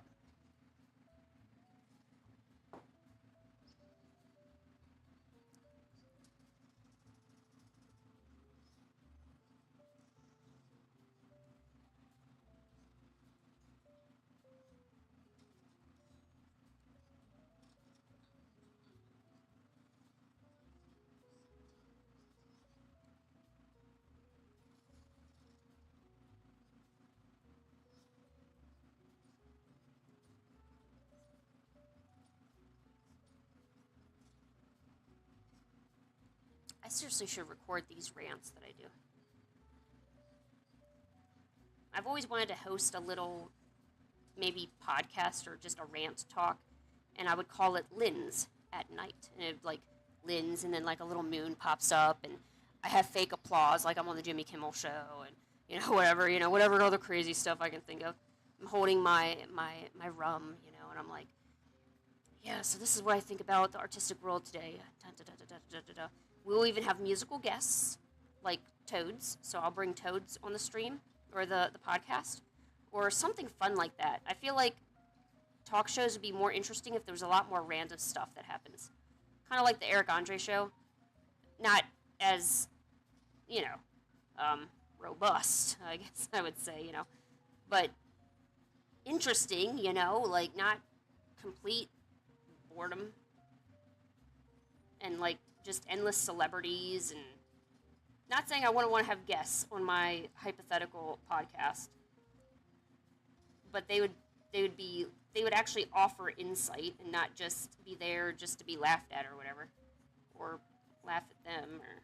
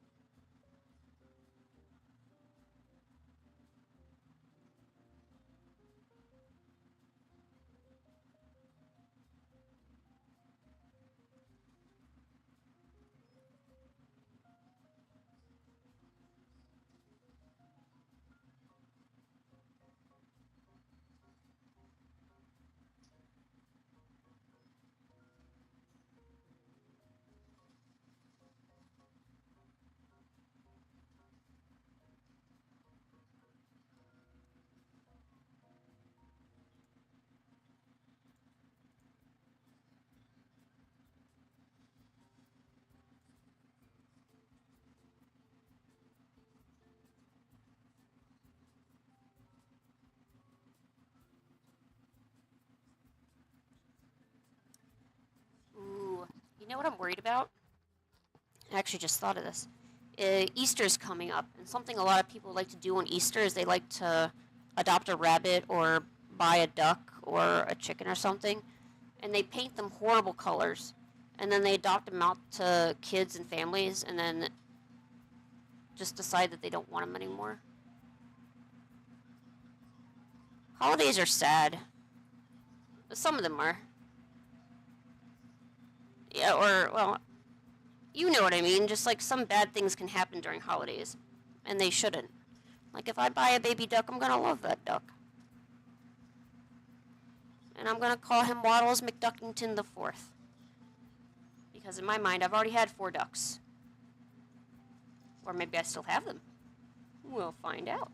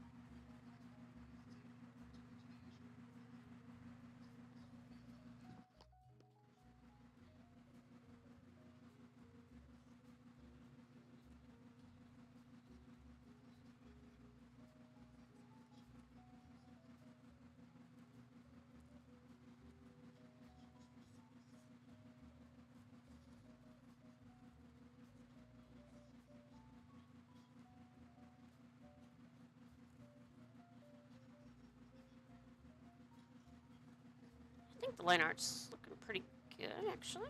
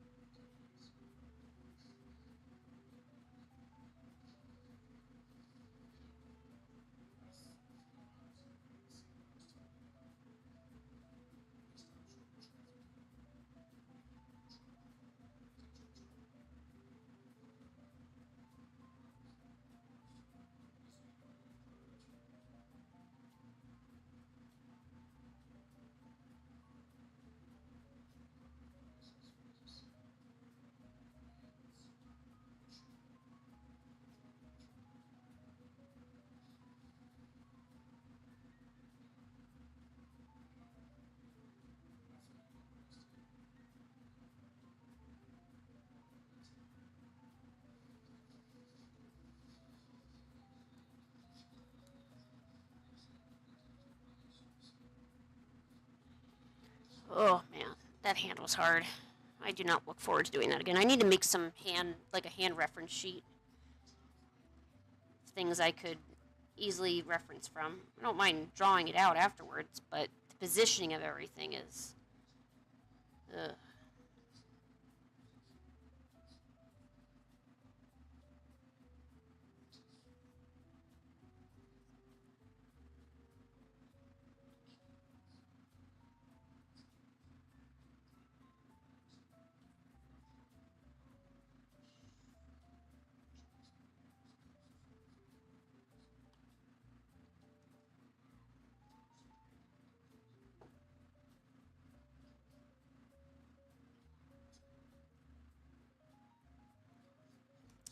He's starting to look good though. Yep, yep, yep.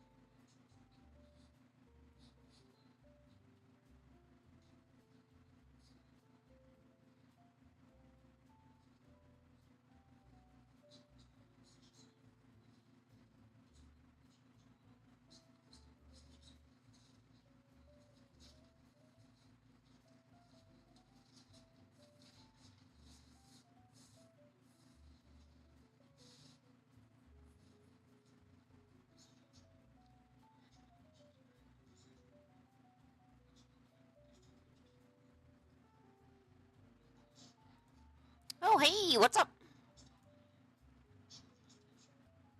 Yeah, stream is still on. No one's here, but I'm still doing my thing.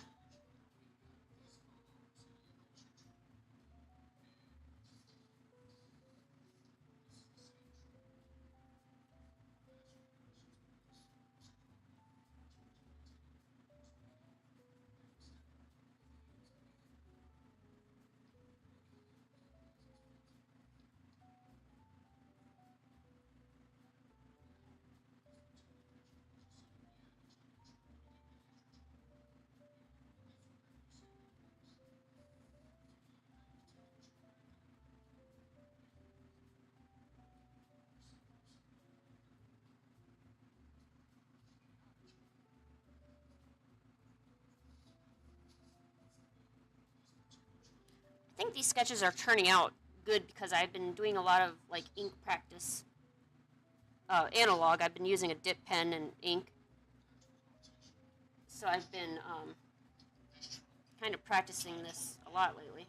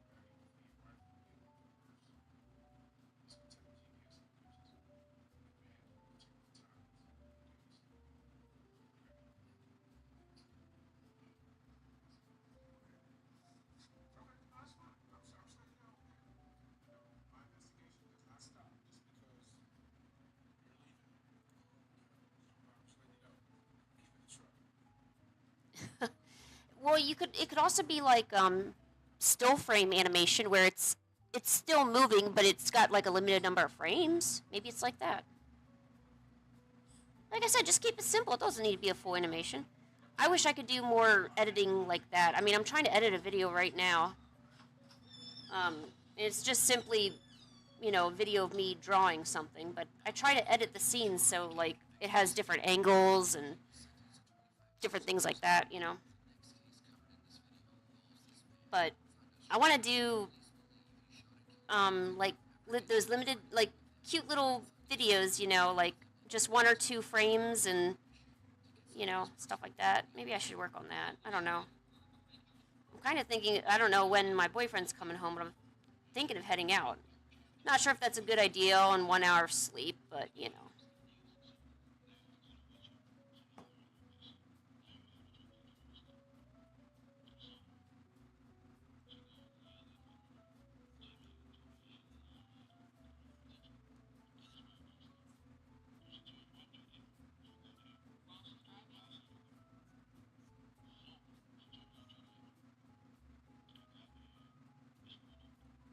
Yeah, still frame. Yes, that's the way to do it. And still frame is just as good as any other animation. Sometimes even better so. Not everything has to be embellished heavily to get the idea. Whereas, whereas I think I've been putting it, or I had read it that you're giving, as long as you give an impression that someone believes looks like what it believes, then you've done your job. You're basically giving a suggestion. So like all your art is just lines that give the suggestion, oh, that looks like a face, or that looks like this, or that looks like that. I know that doesn't totally apply to still frame animation, but.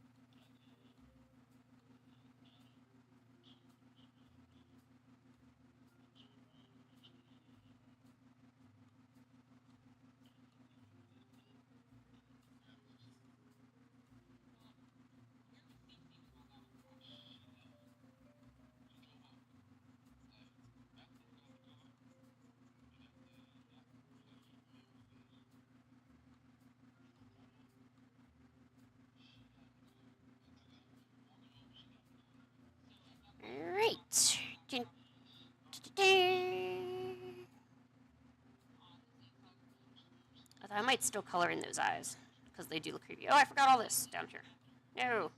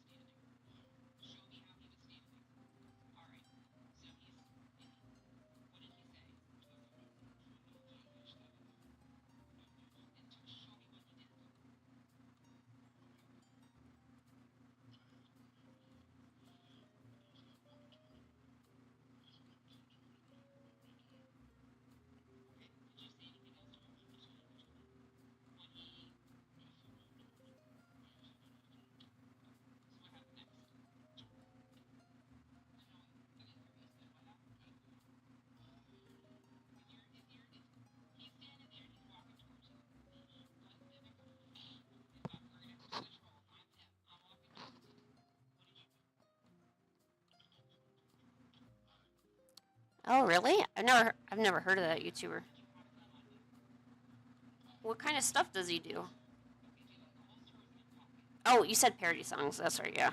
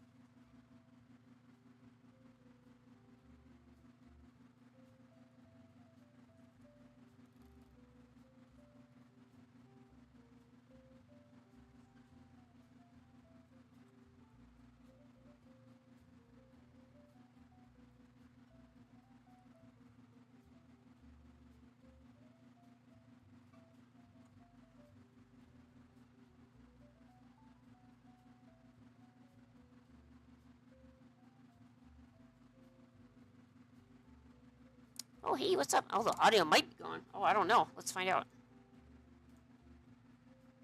Nope, says it's still kicking, but let me put on something better. Here, let me see how good you hear. I have a lot of fans on. I can't often hear what's going on. Because, you know, fans and all.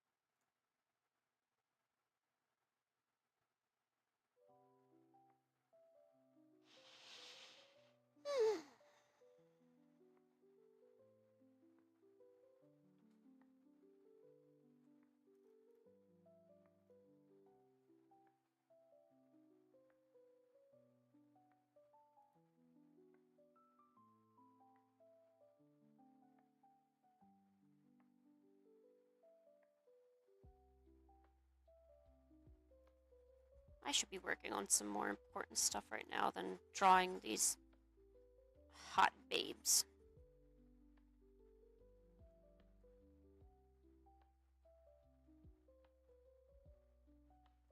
But it's avoidance. It's totally avoidance what I'm doing. I'm avoiding any responsibility of doing what I should be doing. What should I be doing, you ask? Well, it's not like drawing any of this is bad, but I could be making better decisions.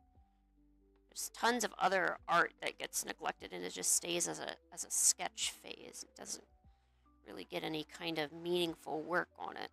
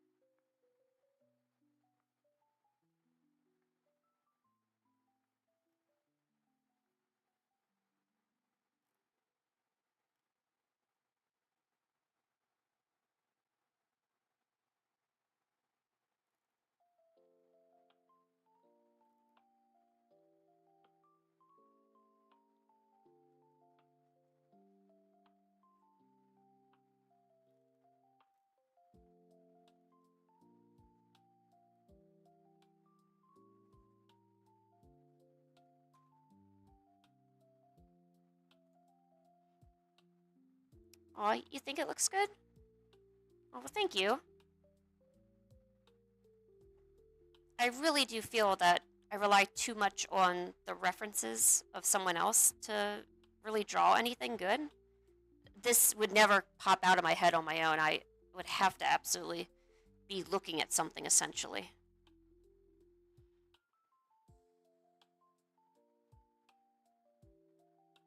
I like to think that maybe there'd be a point where I can do something of this level by imagination, but I think realistically that's a bit far-fetched. And you know what? With all the pep talks I have with, using reference, not being scared of using references in your work, I'm kind of still shell-shocked in using things because you don't want to be labeled as a tracer or a copy or anything like that. But I mean, we already went over the reasons why, that's really not true. But it is a common art problem that affects us all.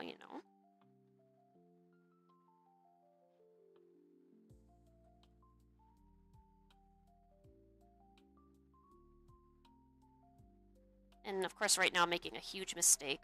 I really should put all of these colors on separate layers, but I've decided to just use one layer because I'm a bad, bad girl. Very bad girl. That's okay. Sometimes you gotta be bad to make art. Yeah.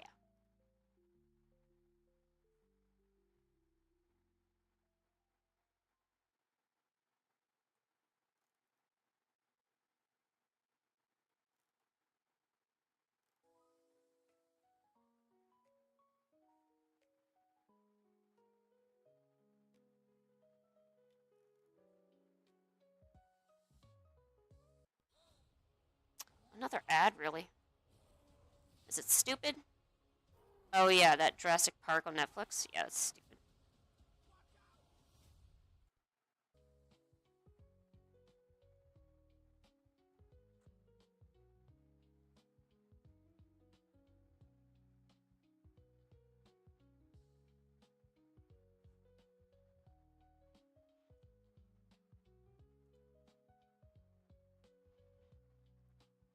You've never, like, you never traced before in your life?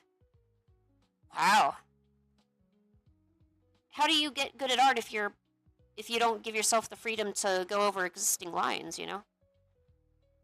But hey, more power to you. Like, there's certain things that I would practice a lot, like the angles of cheeks and eye shapes. I would just pick art that, you know, I really, really wanted to emulate. Just go over, trace that a few times, get the motion down, and then you start doing it without the reference, and you're golden.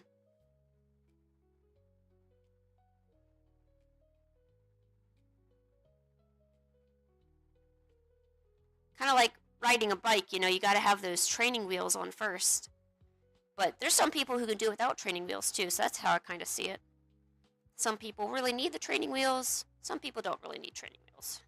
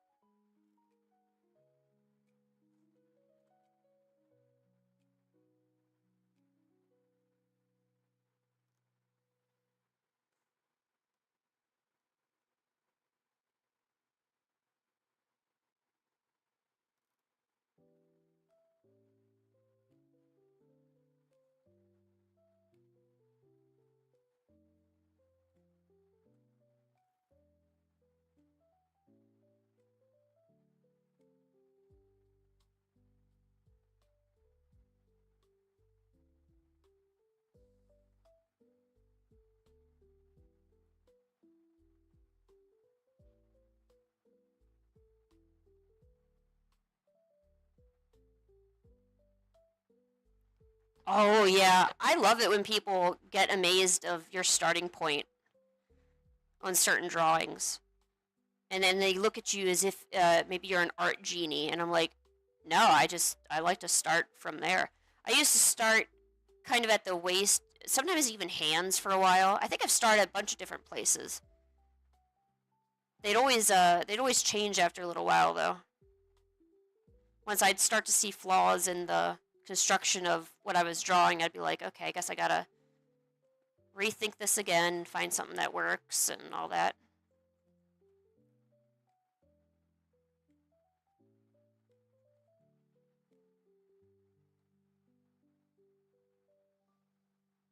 It's also kind of fun to also hear everyone else's starting place.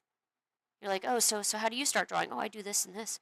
And the other artist is like, oh, wow, that's so cool. You do that? I used to do that, or I do that now, or, you know, like,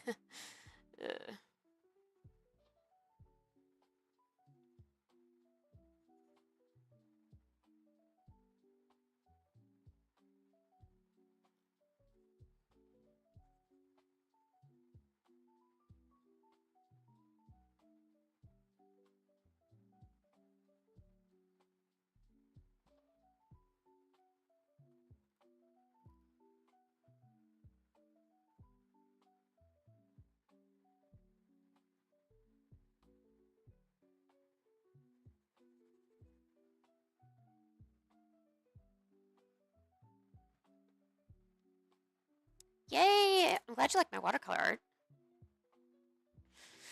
I feel guilty for not doing more of it, you know, but I really want to have strong skills in both digital and, you know, traditional art.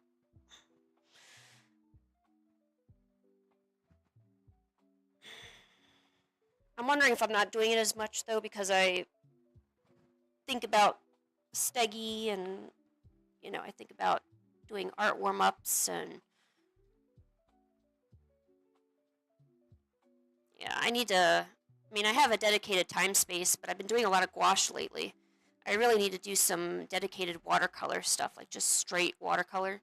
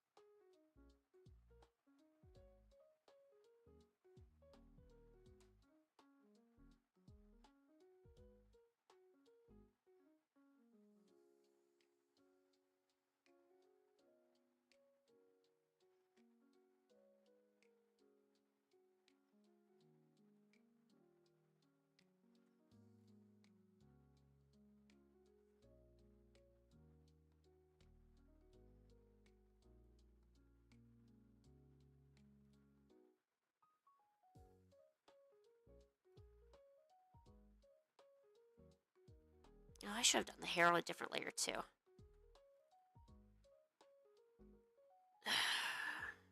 I can't really do anything about that point. I'll just pick whatever colors, and that's fine. If you save the line right, you can always color it later in different ways.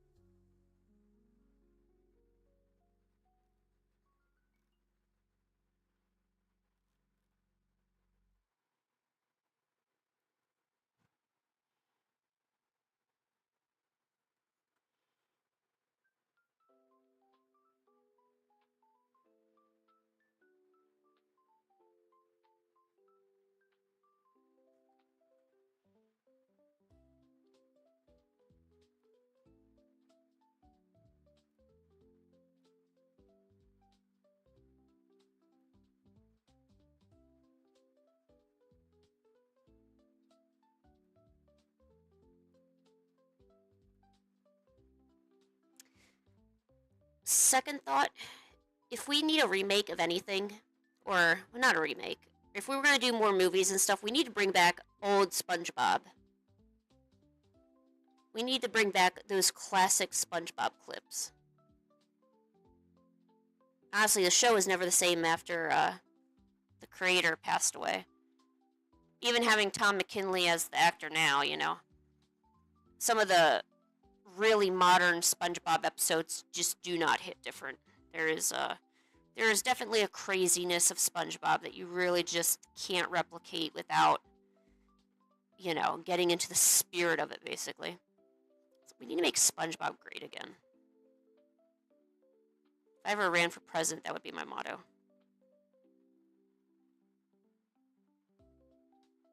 That, and we need to, sharing a network's password shouldn't be illegal. Those are two things, you know. So make SpongeBob great again, and sharing Netflix passwords really shouldn't be a goddamn issue. It's my subscription. I'll choose who sees and who doesn't. You know, you're not going to tell me who does that. Assholes. Thinking they can control.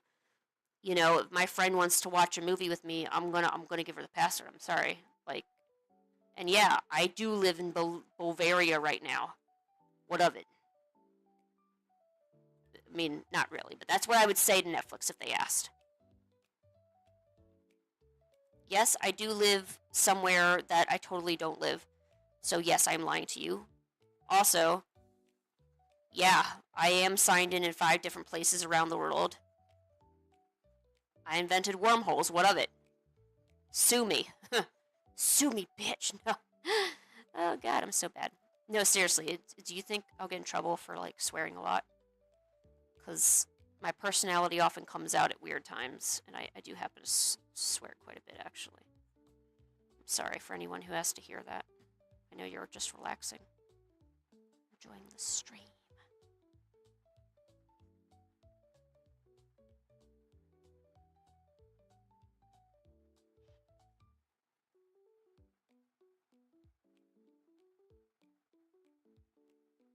Actually, let me put this on BRB. I'm gonna go get, zoop.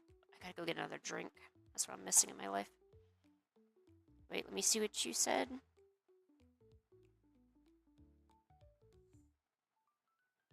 Okay, so I need to be careful after I get monetized? Oh, okay, so I can swear all I want now, is what you're saying. Good. Because I've been wanting to lay down a few hard words, you know, like bitch. Okay, I'm sorry. Hold on, I'm gonna go to a drink.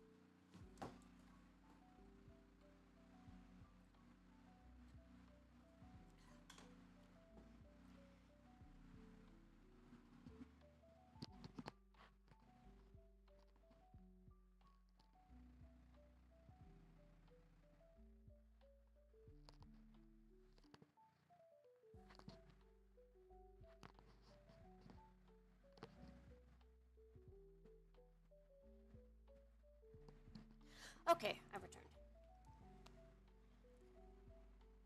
No, you're absolutely right. You know, it's good advice, you know.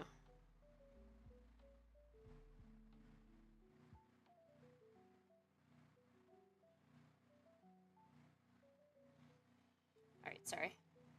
My boyfriend is trying to convince me to wash dishes. I ain't too, looking to, I don't know, man. Me and housework don't really jive, but I probably should do it, you know. I just don't want to do it right at this moment. That's what I'm getting at. Because as you can see, I'm drawing.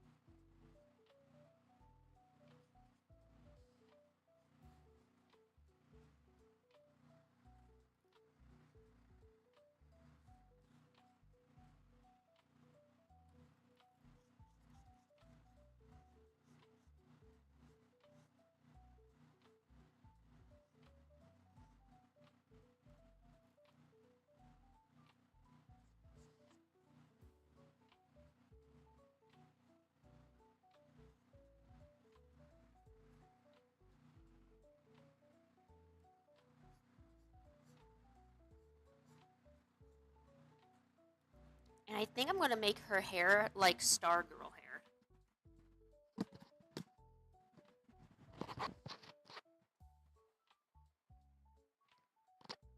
Like, kind of like a night sky. I'm not sure if this is an actual character from something. Let us look at... Oh, no, wait. That handsome guy is still looking at me. I wish I could read this. Maybe... Okay.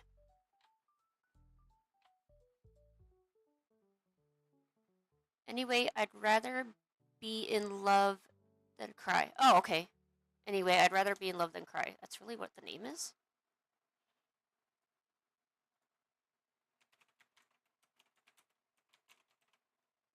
God, some of these manga names are long.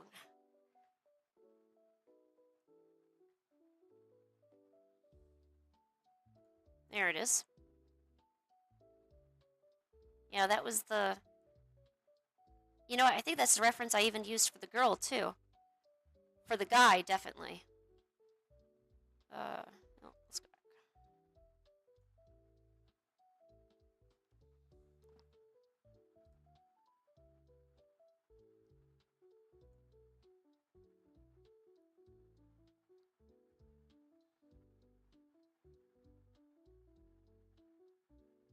Okay, so the heroine gets stuck in an elevator and basically falls in love with the guy who's also stuck in there with her. Okay.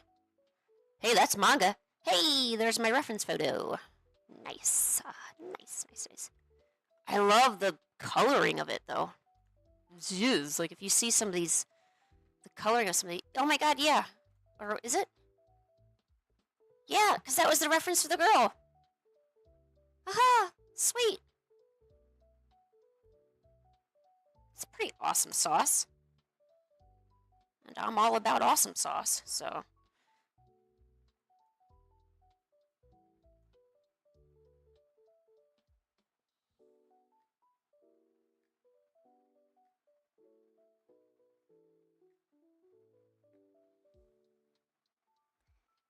Yeah, there are some things I wouldn't even think were a name from manga, but lo and behold, it is. I'm utterly shell shocked.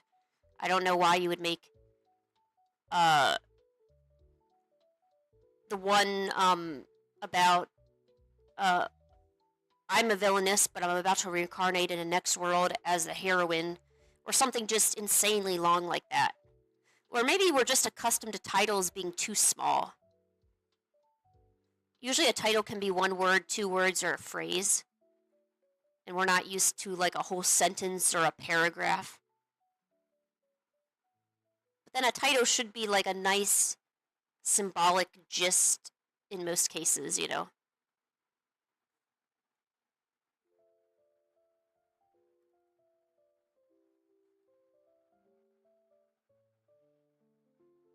Is this the same color I'm using for this? No, it's slightly different, but it really looks the same.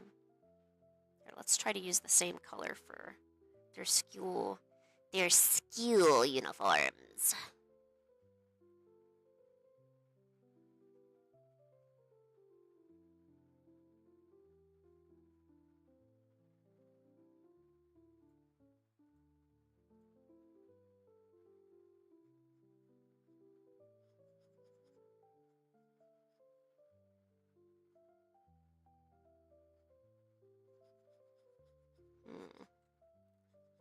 Those colors aren't too far off from each other. Maybe I should put some blue down here so we can kind of differentiate some stuff here. And then maybe even black again. So maybe we'll just make the middle be the lightest color then. Yeah, let's do that. You know, and I think that's actually what it even is in the reference to. Or at least his. Oops. Oh, that scared me to death.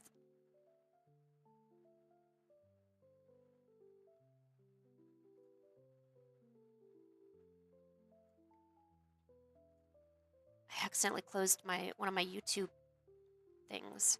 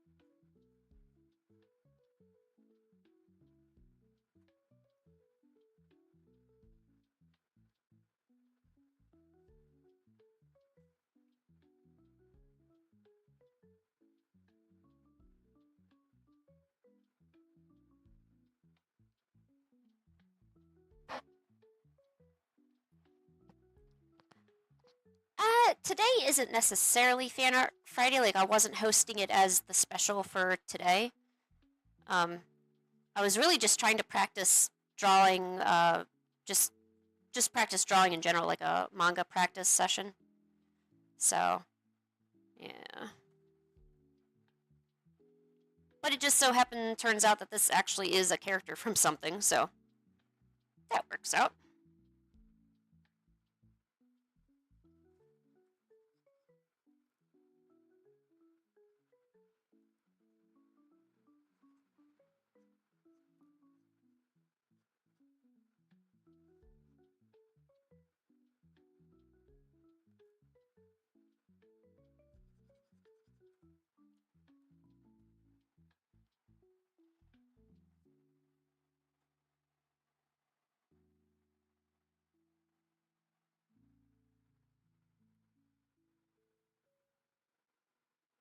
Oh, yeah, I could probably try that out. The ice guy and his cool female. Have you ever seen, or watched or read Amazing Teacher Onizuka? Now that's a good one. It can be a little, a little out there at times, but, that's a really good anime. They also made it to a manga, too.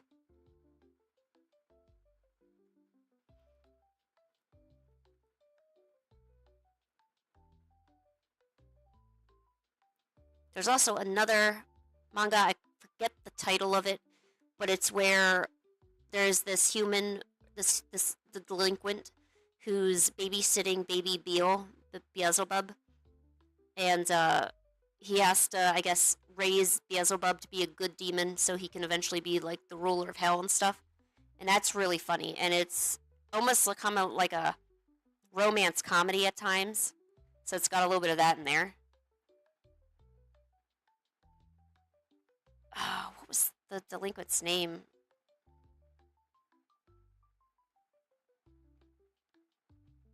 Well, I forget it, but that one was really fun too.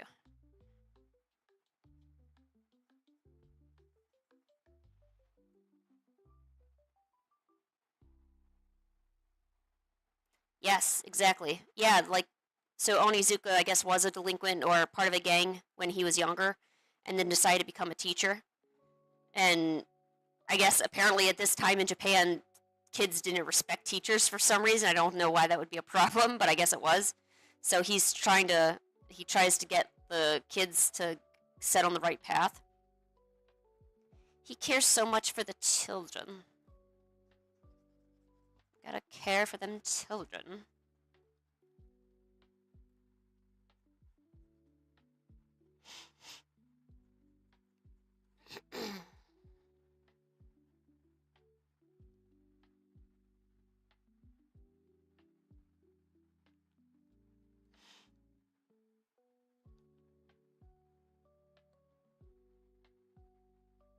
Yes. Great teacher Onizuka, yeah.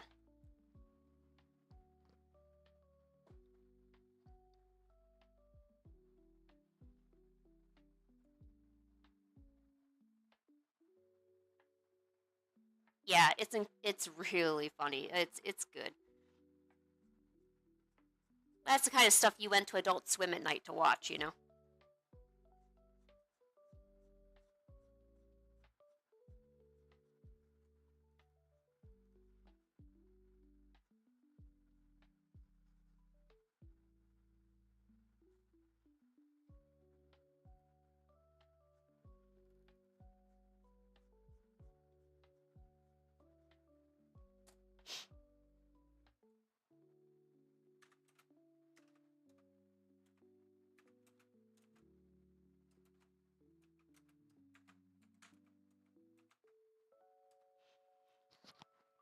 So I'm gonna put out the 15-minute warning.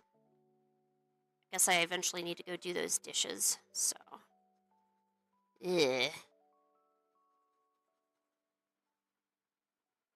also, my tablet's starting to get a little warm.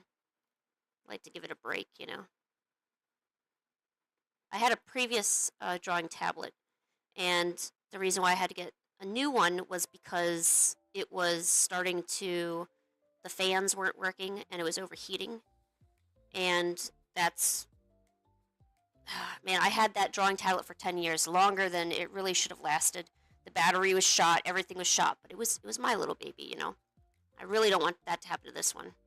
I really don't have the money to be replacing these things, but it's absolutely crucial to have.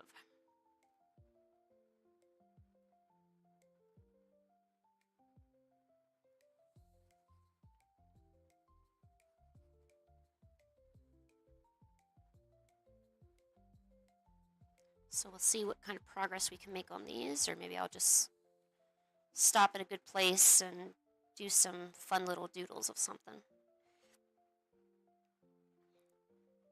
Tablets can cost between like a drawing tablet, which is just the like it ranges. So this one was about $2,000, the one that I have.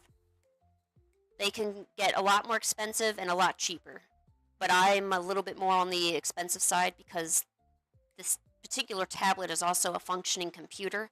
It's not just a display, it's not just a sensory input device. It runs Windows, like it is an actual computer with a sensitive or a highly sensitive touch display.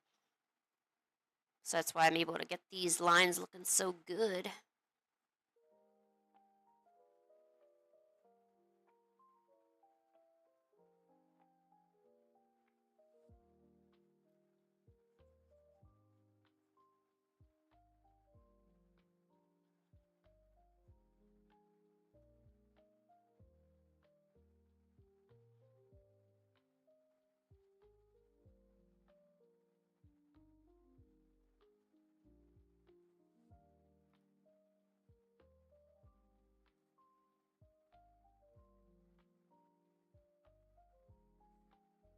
getting something like this expensive is definitely not needed, you know. But for my drawing habits and how I do my work, it's kind of necessary. I like to be able to take it around with me, and like if I need to go sit on the couch or if I need to rest a little bit, I can go do that and just kind of take the tablet with me.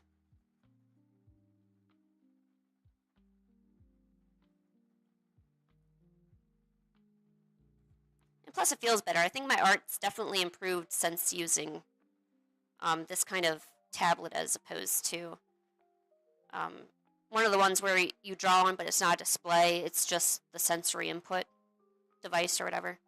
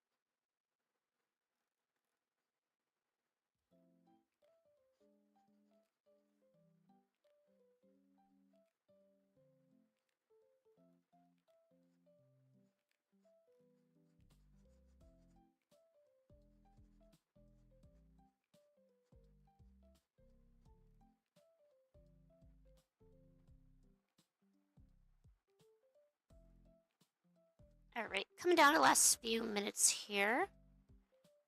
I think I got all that in there. I think we'll clean up the hairline on the face there a little bit. Well, actually, I'm going to go in with the shadow colors. So we'll do that. And then I think we'll be good. This is definitely an instance where I had a lot of... wasn't so much quantity as I felt that there was quality. Definitely felt like I was coming out with... These are definitely two good-looking drawings, if I do say so myself. So... some days you're going to just want to pump out a bunch of sketches and just want to feel things out. And sometimes you like the sketches so much that you just can't help but, you know, do something about it.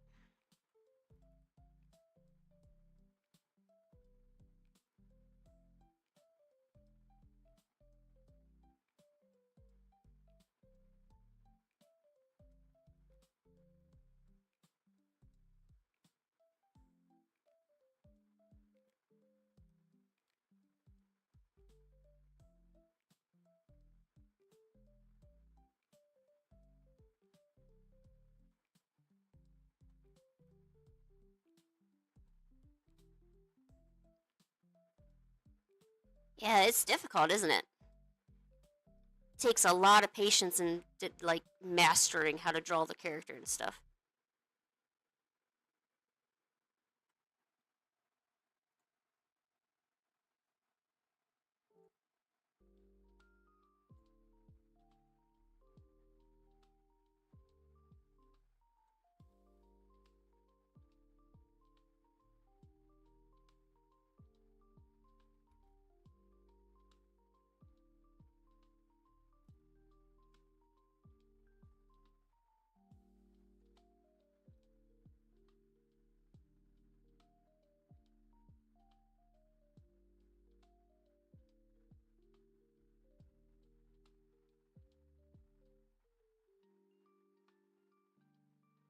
And hey, that's great. You'll just have to spend a lot more time with the animating.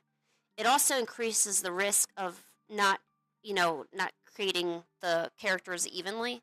So if you mess up the proportions or you forget details, it could be a lot easier to see them because there's detail. But then again, with so much detail, some of it can be missing. Like there's a lot of times where I see animations of hair, anime hair blowing, and it turns out that there's actually parts of it missing or just doesn't line up correctly, and that can happen too. I mean, that's not far-fetched or anything.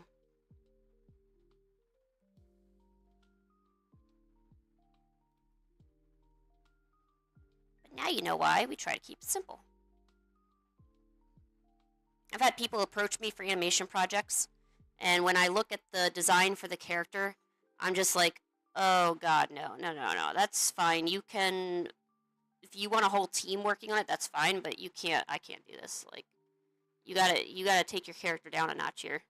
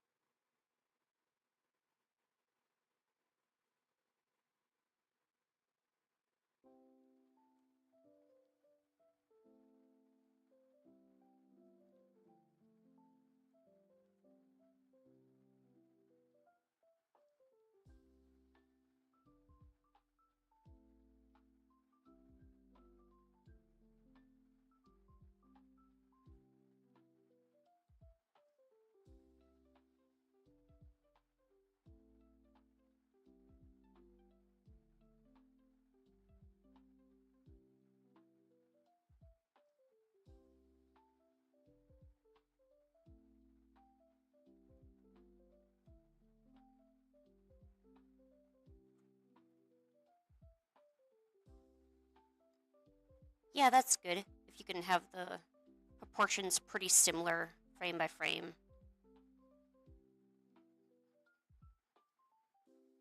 Anything to make it easier for you, right? I mean, you're not presenting... I mean, it's not like you're ever going to present it to, like, a grand jury of your peers, and it's like, you missed this strand of hair on frame 246 in episode 14. Gonna need to take you down for questioning. And you're like, oh my god, what'd I do? You messed up big time, Buster. What did I do? You missed some hair. Oh, well, geez, I'm sorry about that. Well, you should be, because now the character looks slightly different than it should. Oh, okay, I'm sorry. Can I do anything to fix this? No. Do it again. Oh, okay, well, I don't want to. Oh. Well, then have a nice life. I will, sir, thank you. You're welcome. God.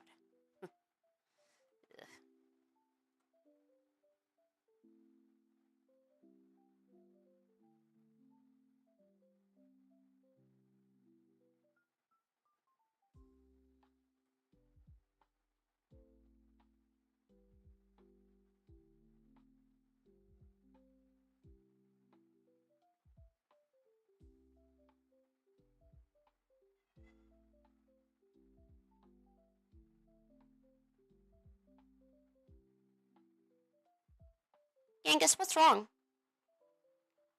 Don't yell at me, sir. I'm a trained artist. I will not hesitate to attack with art.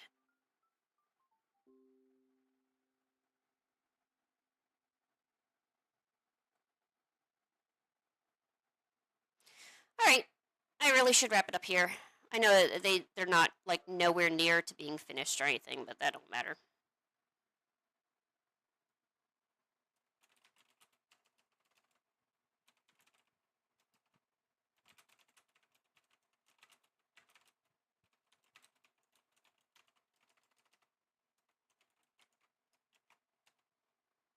Now on to boring-ass dishes, I guess.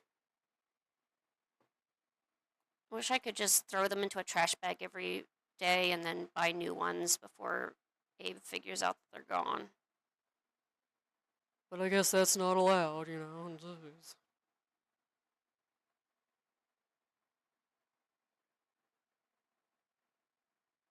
Like, you're wasting money on the dishes. I'm like, you're wasting my time doing the dishes, so it don't matter. Yeah.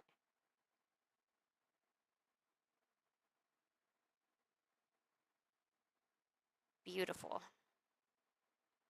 Well, I hope you have a great rest of your day, and yes, I will get to throw away dishes, yes. I hope you have a great rest of your day and a good weekend and all that stuff, and stay safe, you know, from the dishes, you know. All right, we'll see you later. Thanks for coming again. Bye.